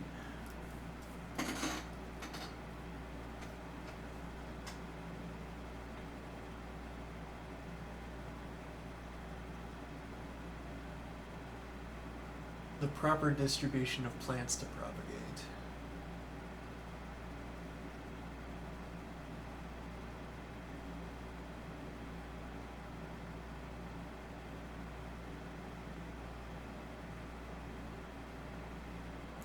With the rose thicket, the rose bush is becoming a kind of fixture of the forest. I mean, in none of the other plants that we're talking about do we talk about wildlife. We talk about propagating flowers, and then we have a bare mention of bees, but we're not talking about the behavior of fauna. Okay. Now, what is the idea here? Well, the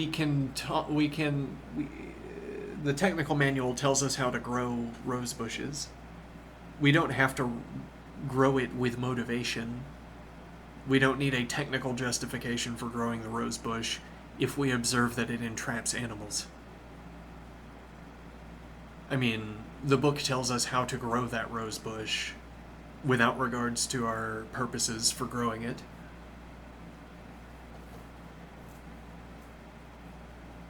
And so similarly, I could have motivated growth of flowers. Well, we could bring bees back in as well.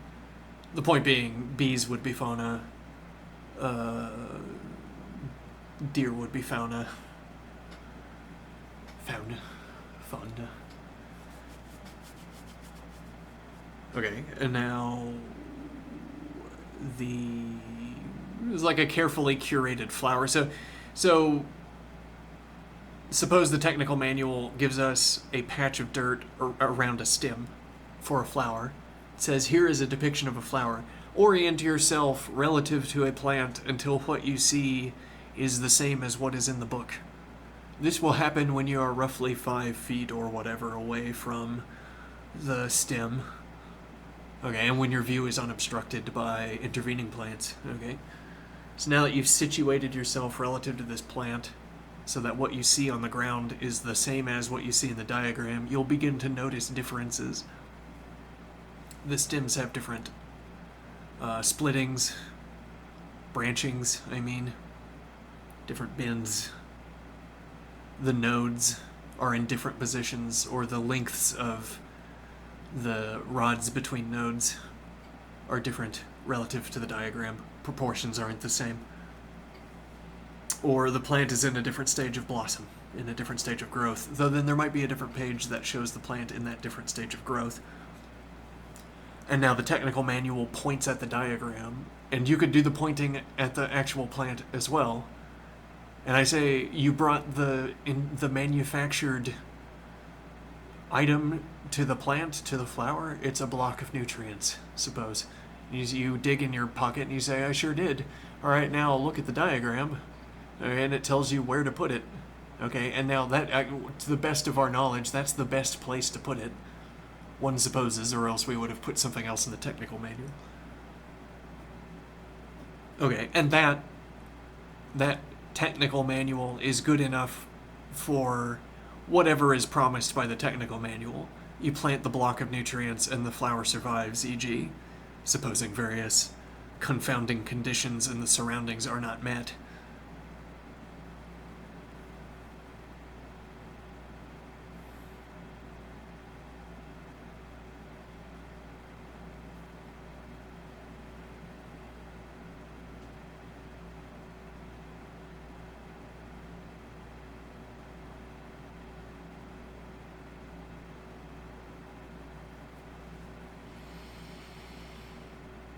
As opposed to, well, the silvicultural manual could, well, it's like we're asking, what can the image be? We just gave ourselves the image of an individual flower, and so the practice of reading the technical manual involves placing ourselves at a fixed distance from the flower, e.g. Now the idea would be, then the technical manual, one supposes, doesn't talk about making rose bushes. Or it talks about making rose bushes by talking about how to propagate a plant. It doesn't talk about rose bushes so as to offer them as a means for trapping wildlife, fauna.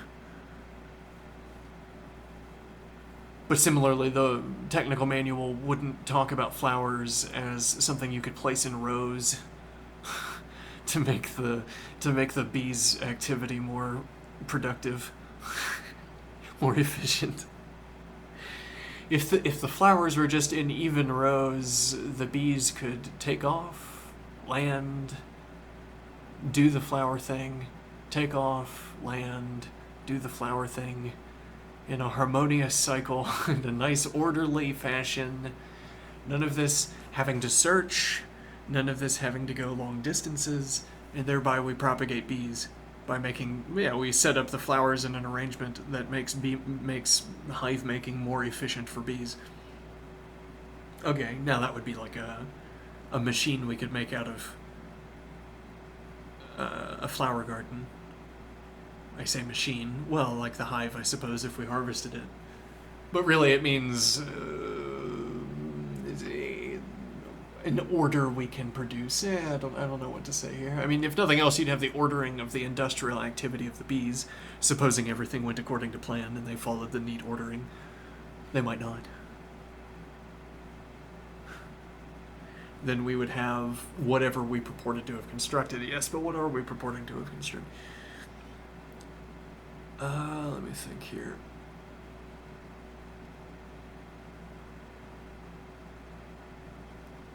Right, well, so again, the technical manual would tell us what to do with each individual flower, and then we build up the bee machine. We build up the bee machine out of correct applications of the technical manual to individual flowers. We derive the machinery, the bee machine, out of correct execution of the individual flower, correct application of the technical manual to the individual flowers. Well, and if we came up with any other machine that we could build out of flowers in a garden, then similarly we would take out the technical manual for each flower and our successful construction of the machine would be our iterative application of the technical manual to individual flowers.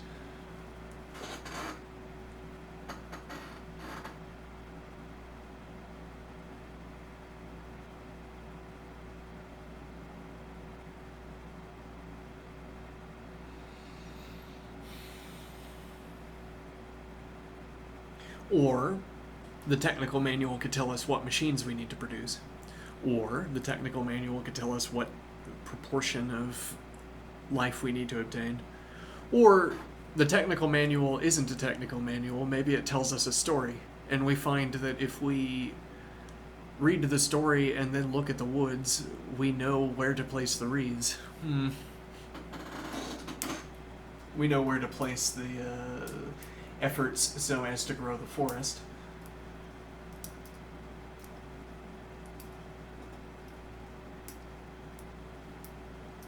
Maybe the technical manual, maybe the manual takes scenes.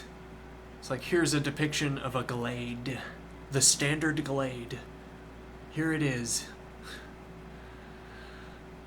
Okay, so you look at the standard glade, it has a neat assortment, a nice assortment of various wildlife, plants. You might look at an actual clearing and say, this is not a glade, because the proportions aren't correct, or it lacks some instance of fauna, or some instance of flora.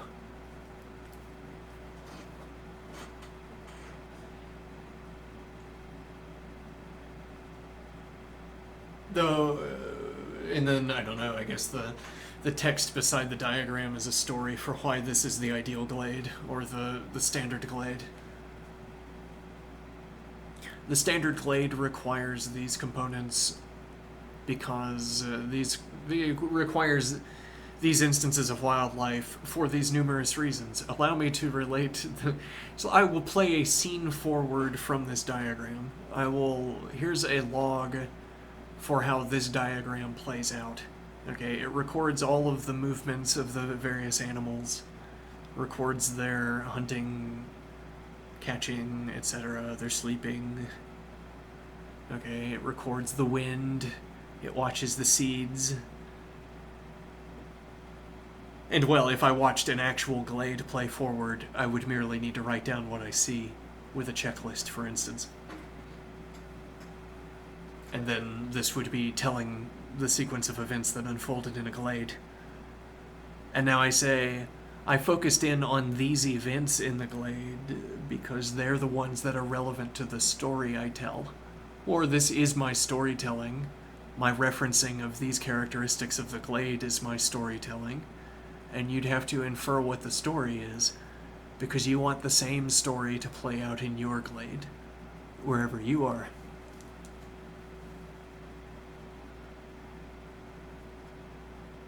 And then the technical manual is a sequence of such sketches. And if you read the technical manual and understand all of the sketches, then when you look at your environment, you'll be able to theorize. When you look at your forest, you'll be able to group up the constituents of the forest, the components of the forest, into a glade description, or a vale description, or a aura.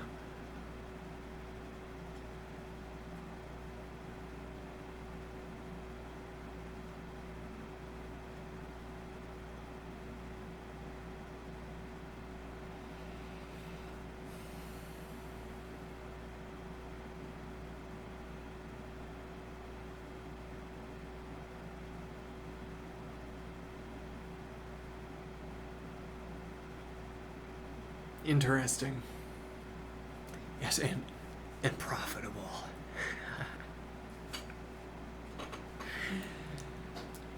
First, we just need to find ourselves in the midst of a society that values wreaths, that can financially justify the accumulation of a warehouse filled with wreaths. And then we'd have our art piece, our self-funding art project. Yes, well, the art is like the cop-out of constructions. Any fool would end up paying for any art piece if not advised against it by the art community. Everyone fancies themselves to have good taste in art. You'd find yourself funding just about anything you could describe. Or it's always cheap to say, well, if I could find no other process that brings about this construction or no other justification for this construction, I can always call it art, slap a price tag on it, and then get paid by someone who appreciates my art. Who knows why? It's unaccountable. There's no accounting for taste. Who knows why this person paid this much for my art piece? I don't. I don't care. E.g., as opposed to the not lazy construction, the industrious construction, which is that my art piece is the byproduct of an industrial process.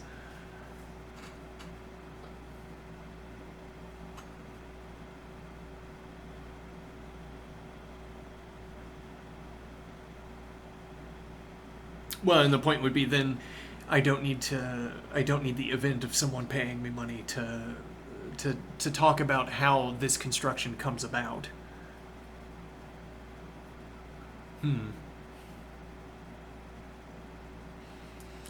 I'm not sure how you would arrange a... Yeah, well, this is historical fiction, one imagines. How you'd arrange such local customs as would bring about an economy that sustains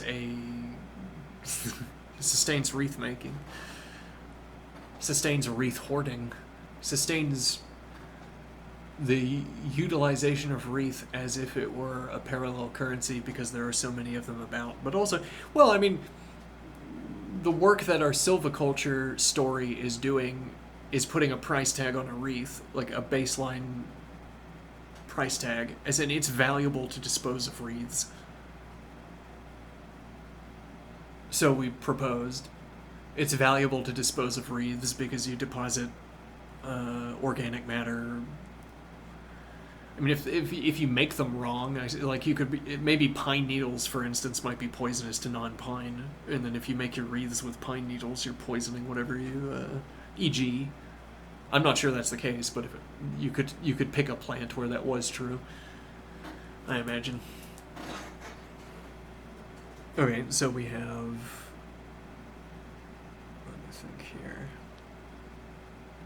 Right, the idea that it's a valuable activity to dispose of the wreaths that we're making. Interesting.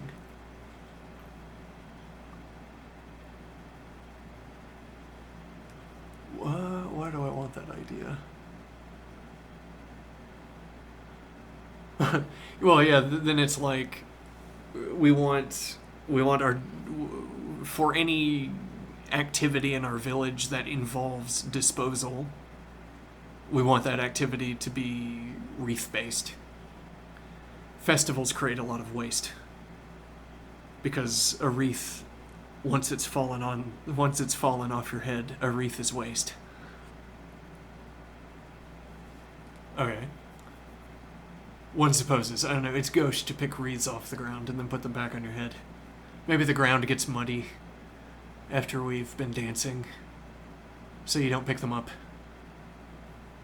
Okay, so now the wreaths are waste relative to the activity of the festival, but they're still valuable to pick up because they're not waste relative to the activity of disposing of wreaths, I suppose. Okay, and then there's seasonal decoration. And we want that, which produces a lot of disposables, produces a lot of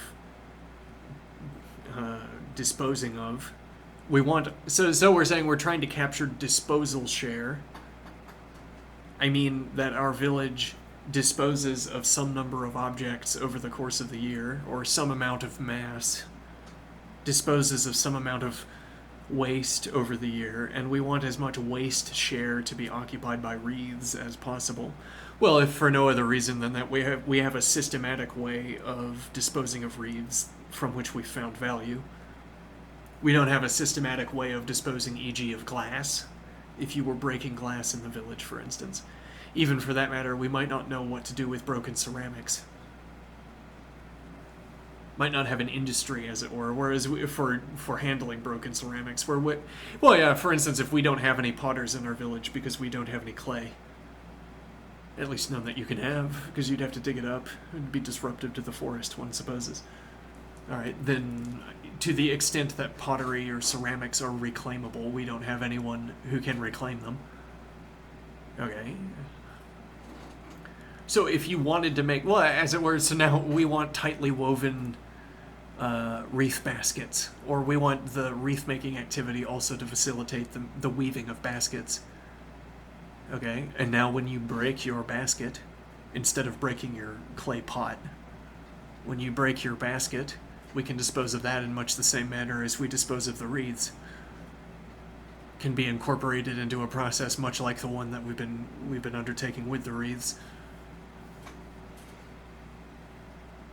So again, we're trying to claim share of the waste stream. We're trying to claim as much share of the waste stream into these woven goods as we can, because we know how to dispose of them profitably. And well, I suppose, broken woven baskets could be our birdhouses. I mean, could be our sapling covers on snowy days. We see a blizzard's coming in and we press the basket into the ground around a sapling, for instance, and it doesn't blow away, and we wipe the snow off, and we reclaim our sapling, which might otherwise have died in the snowstorm. Profitable. Well, and I say profitable, but that's a way of hiding self-perpetuating. As in, if I want to engage in this practice of silviculture, it allows its own propagation. I mean, you can keep doing it.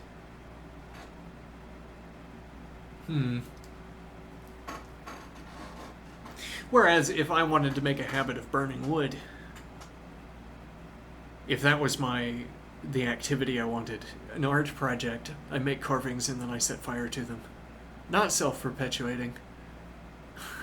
Literally, in that it doesn't provide back, it doesn't create more wood out of which to carve the carvings.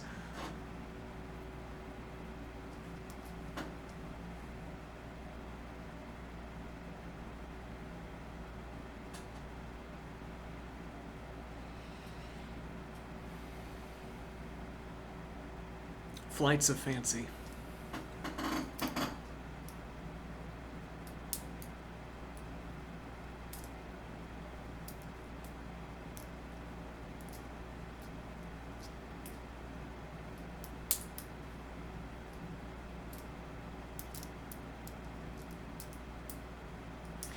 I wonder how many industries you can have had co-describable with the industry I just described. If you replaced technical terms one-to-one with technical terms in other industries, if when I talked about surrounding a sapling with a wreath, I instead talked about winding copper wire around a spoke or something, I don't know, into a spoke. Some such description. I wonder how many one-to-one replaceable industries could be placed into the description I just provided.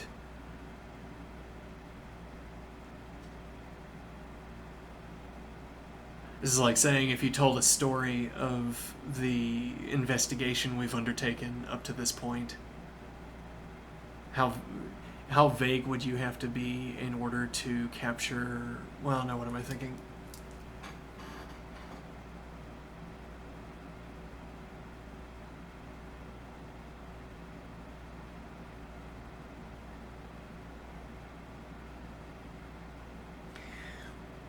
So I say I sit down to stream to perform an investigation. It's about an industrial process. And now in this desaturated mode of speech, we want we want a system of categories. We want a network of boxes where we could one-to-one replace the labels on the boxes and thereby be talking about some other industry. Well, and the point would be a critical aspect to our investigation has been this self-propagating nature, where the practice of silviculture produces,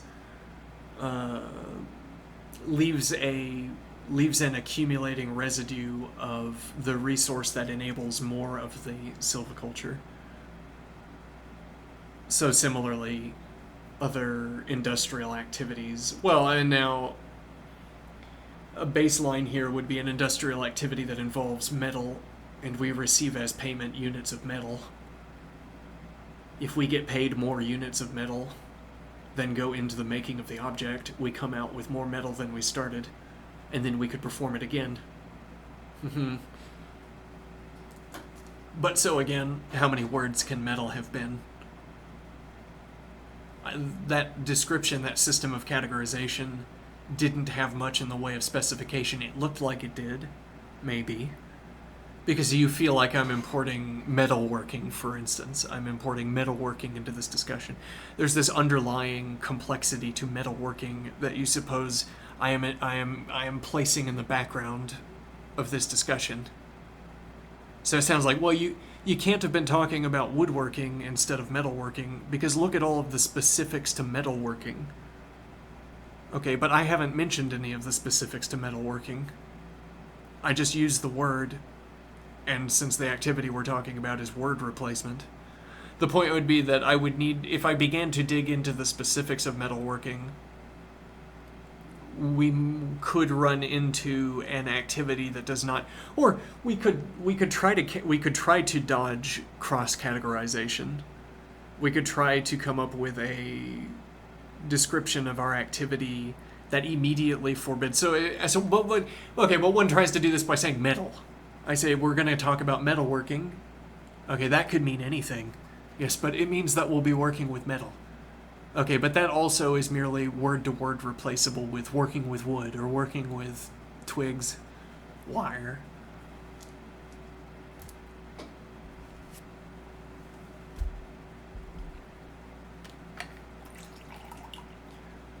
So we tried to bring in this additional category of metal to specify what activity we were undertaking, but it's not a good one. It doesn't serve any specification role. Rather, so I began to talk about a furnace, for instance, for my metal. Now, is there something I could talk about as a furnace in my forest? Now, if I planted a furnace in the forest, somehow, I hide one away in the forest, now we can specify in on furnace activities. Because if I merely took your furnace and put it into the woods instead, we could start talking about any use of the furnace. I mean, there would be limitations on this. Your furnace in the city is going to have merchants lining up to sell combustibles for heating the furnace. Okay, whereas if you were in the forest with your furnace, you would have to gather that yourself. You'd be logistically strained. But supposing you have all the same inputs to the furnace, all of the same activities could be undertaken in the forest, so one supposes.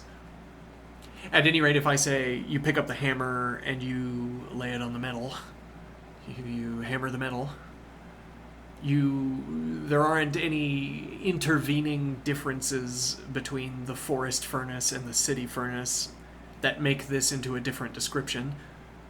We can map one to the other without, well, what am I thinking?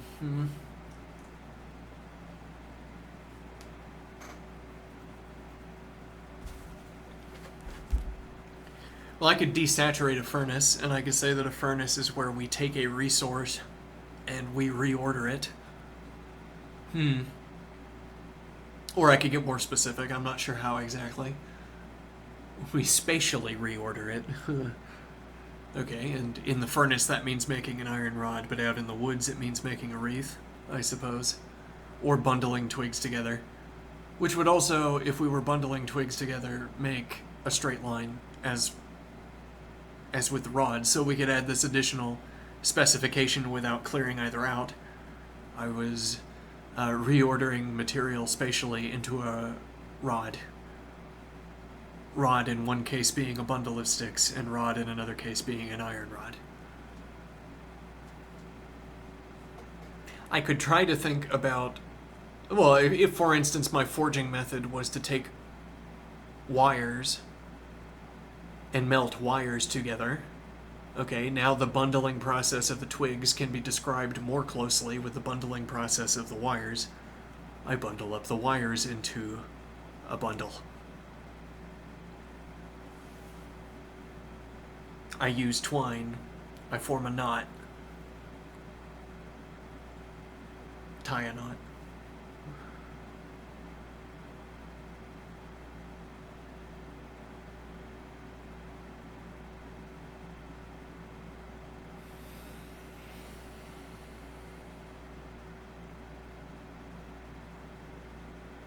Okay, so our wreath making circle, where we sit in the woods in a circle and make wreaths, we have ways of desaturating the description of wreath making and the description of using the furnace, and then resaturating in a way where we can use the same descriptions for both.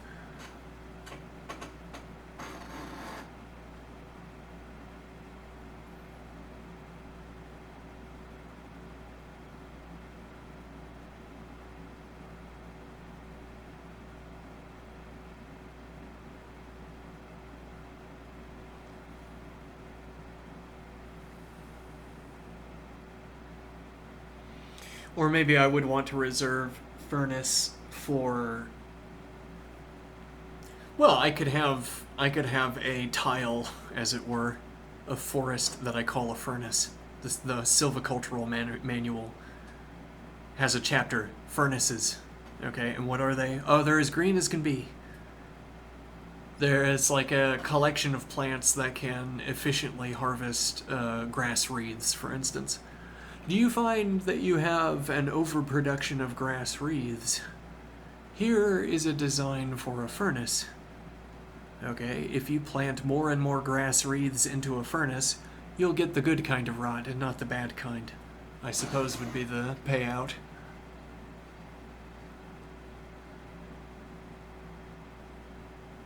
Okay, and now the reason we're calling this a furnace is that we can feed excess material into it.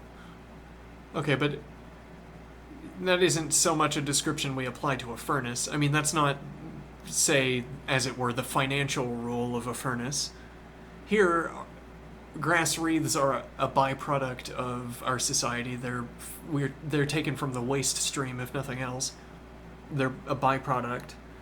Okay, and we obtain excess of it beyond our needs for silviculture to such an extent that we constructed a furnace, yes, for the grass wreaths.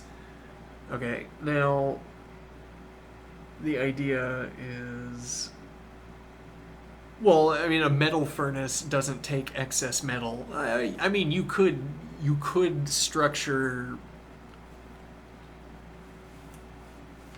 Like, we're thinking about a contract network in which you kept a base load of metal for. Yeah, okay, you keep a base load of metal for currency units, for instance. Okay, and when there's a lot of currency going around, a lot of metal going around, you harvest it by feeding it into the furnace. So people have, e.g., well, I'm thinking like sponge copper, if that's cheap, or sponge metal in the cases where, for the metal varieties that are sponge cheap. Okay, so you make your sponge metal, and people carry around the blocks of this sponge metal, supposing that's cheaper. Okay, and then the point is, this is like pre-processed metal that we can pass into the furnace. When we find that there's too much sponge metal circulating, we feed it into the furnace as an excess and make, I don't know, whatever we make at the furnace. So now the furnace in our economic system, between the two cases, the woods furnace and the city furnace, are serving comparable financial roles, in that if we desaturate towards finance, we get to keep much of the complexity, much of the detail. I think is the takeaway point of this theoretical wandering. It's in such a society, the financial desaturation method retains more of the detail of these two activities, or we get to retain a more complicated structure to talk about that can be abstracted from either of these two activities. So whatever complexity we think we can discuss in a saturated system with a burn-off mechanism for excess, whatever finance instruments that encourages us to talk about, we could talk about that either with the grass wreaths or with excess sponge metal.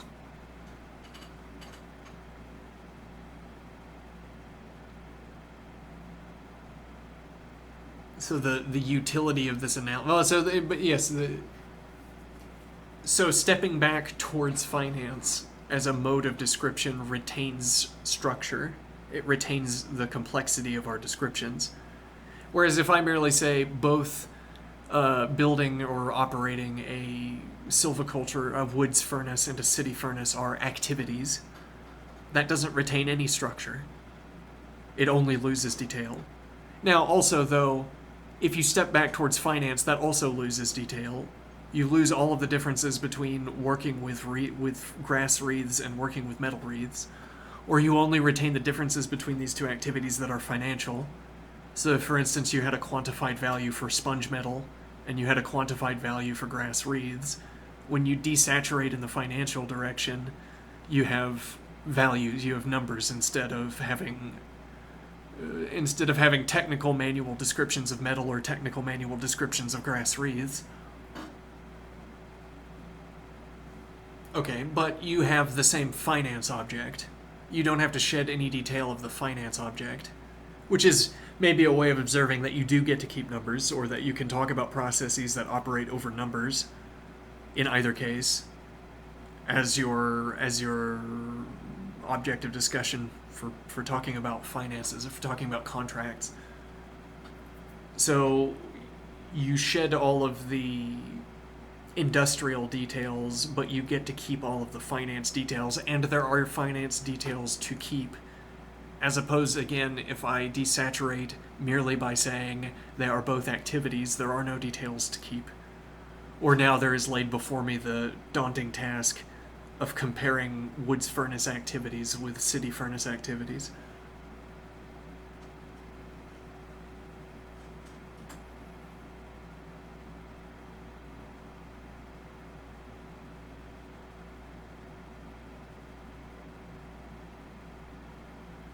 One supposes this is a society in which metal is scarce, or we are loath to engage in the practices that gather it.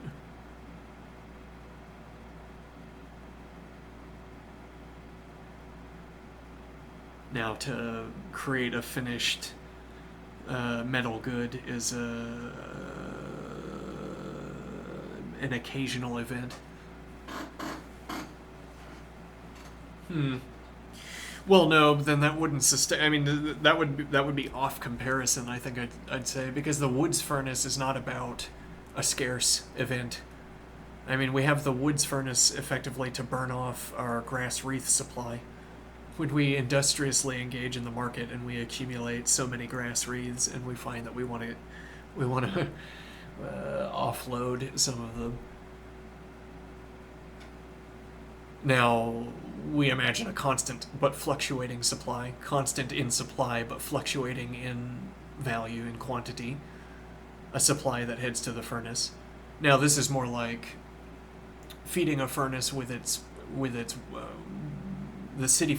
So the wreaths are more like wood to the city furnace. I mean that you feed wood into the city furnace to make it run. We feed grass wreaths into the forest, into the woods furnace to make it run. And the running of the woods furnace is the creation of whatever is produced by the woods furnace. I don't know what that would be. The high overturn, the churn of rot in accumulating piles of grass wreaths produces something. I don't know what it is. Produces an environment conducive to the growth of various animals to the exclusion of others. For instance, you might be propagating rodents if you have deep grass, because it's easier for rodents to hide in deep grass. One imagines. I don't know that's the case.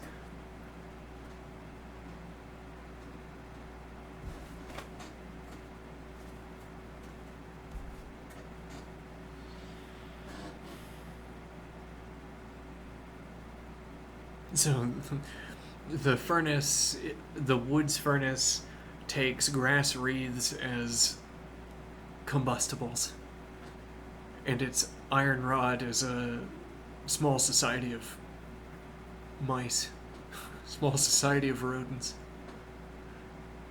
ferrets maybe. Hmm.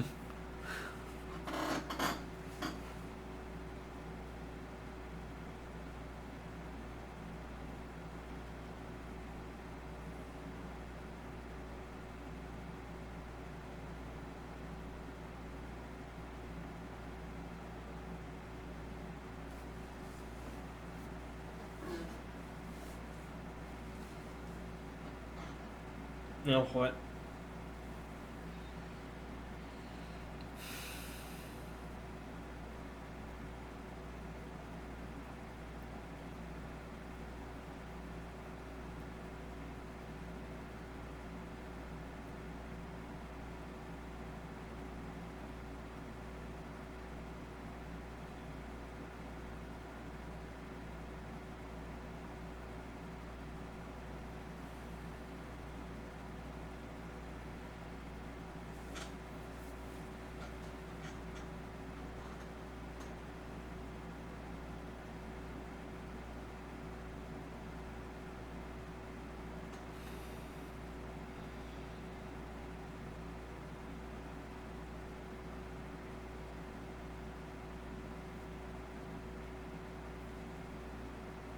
Why does the wreath maker want the commodity currency of twine?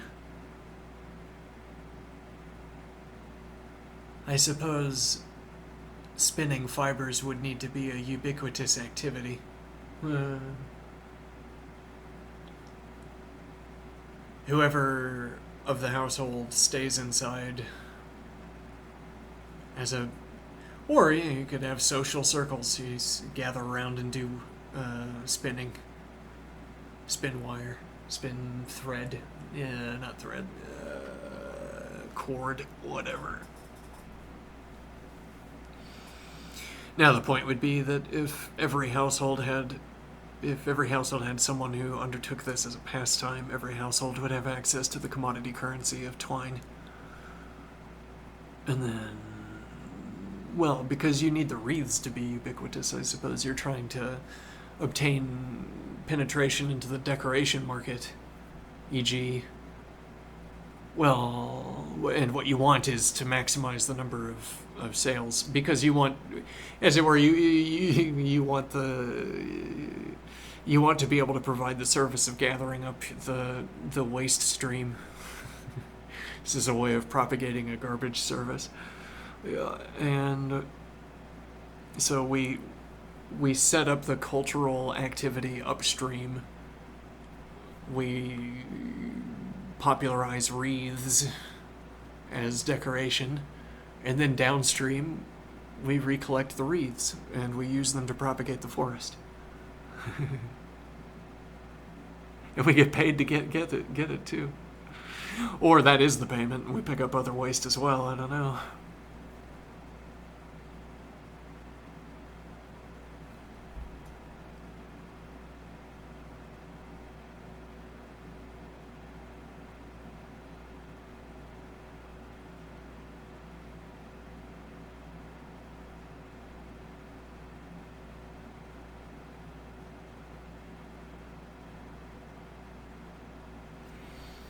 Okay, what time is it?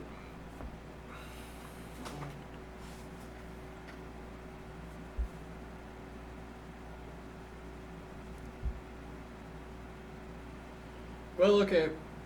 See ya.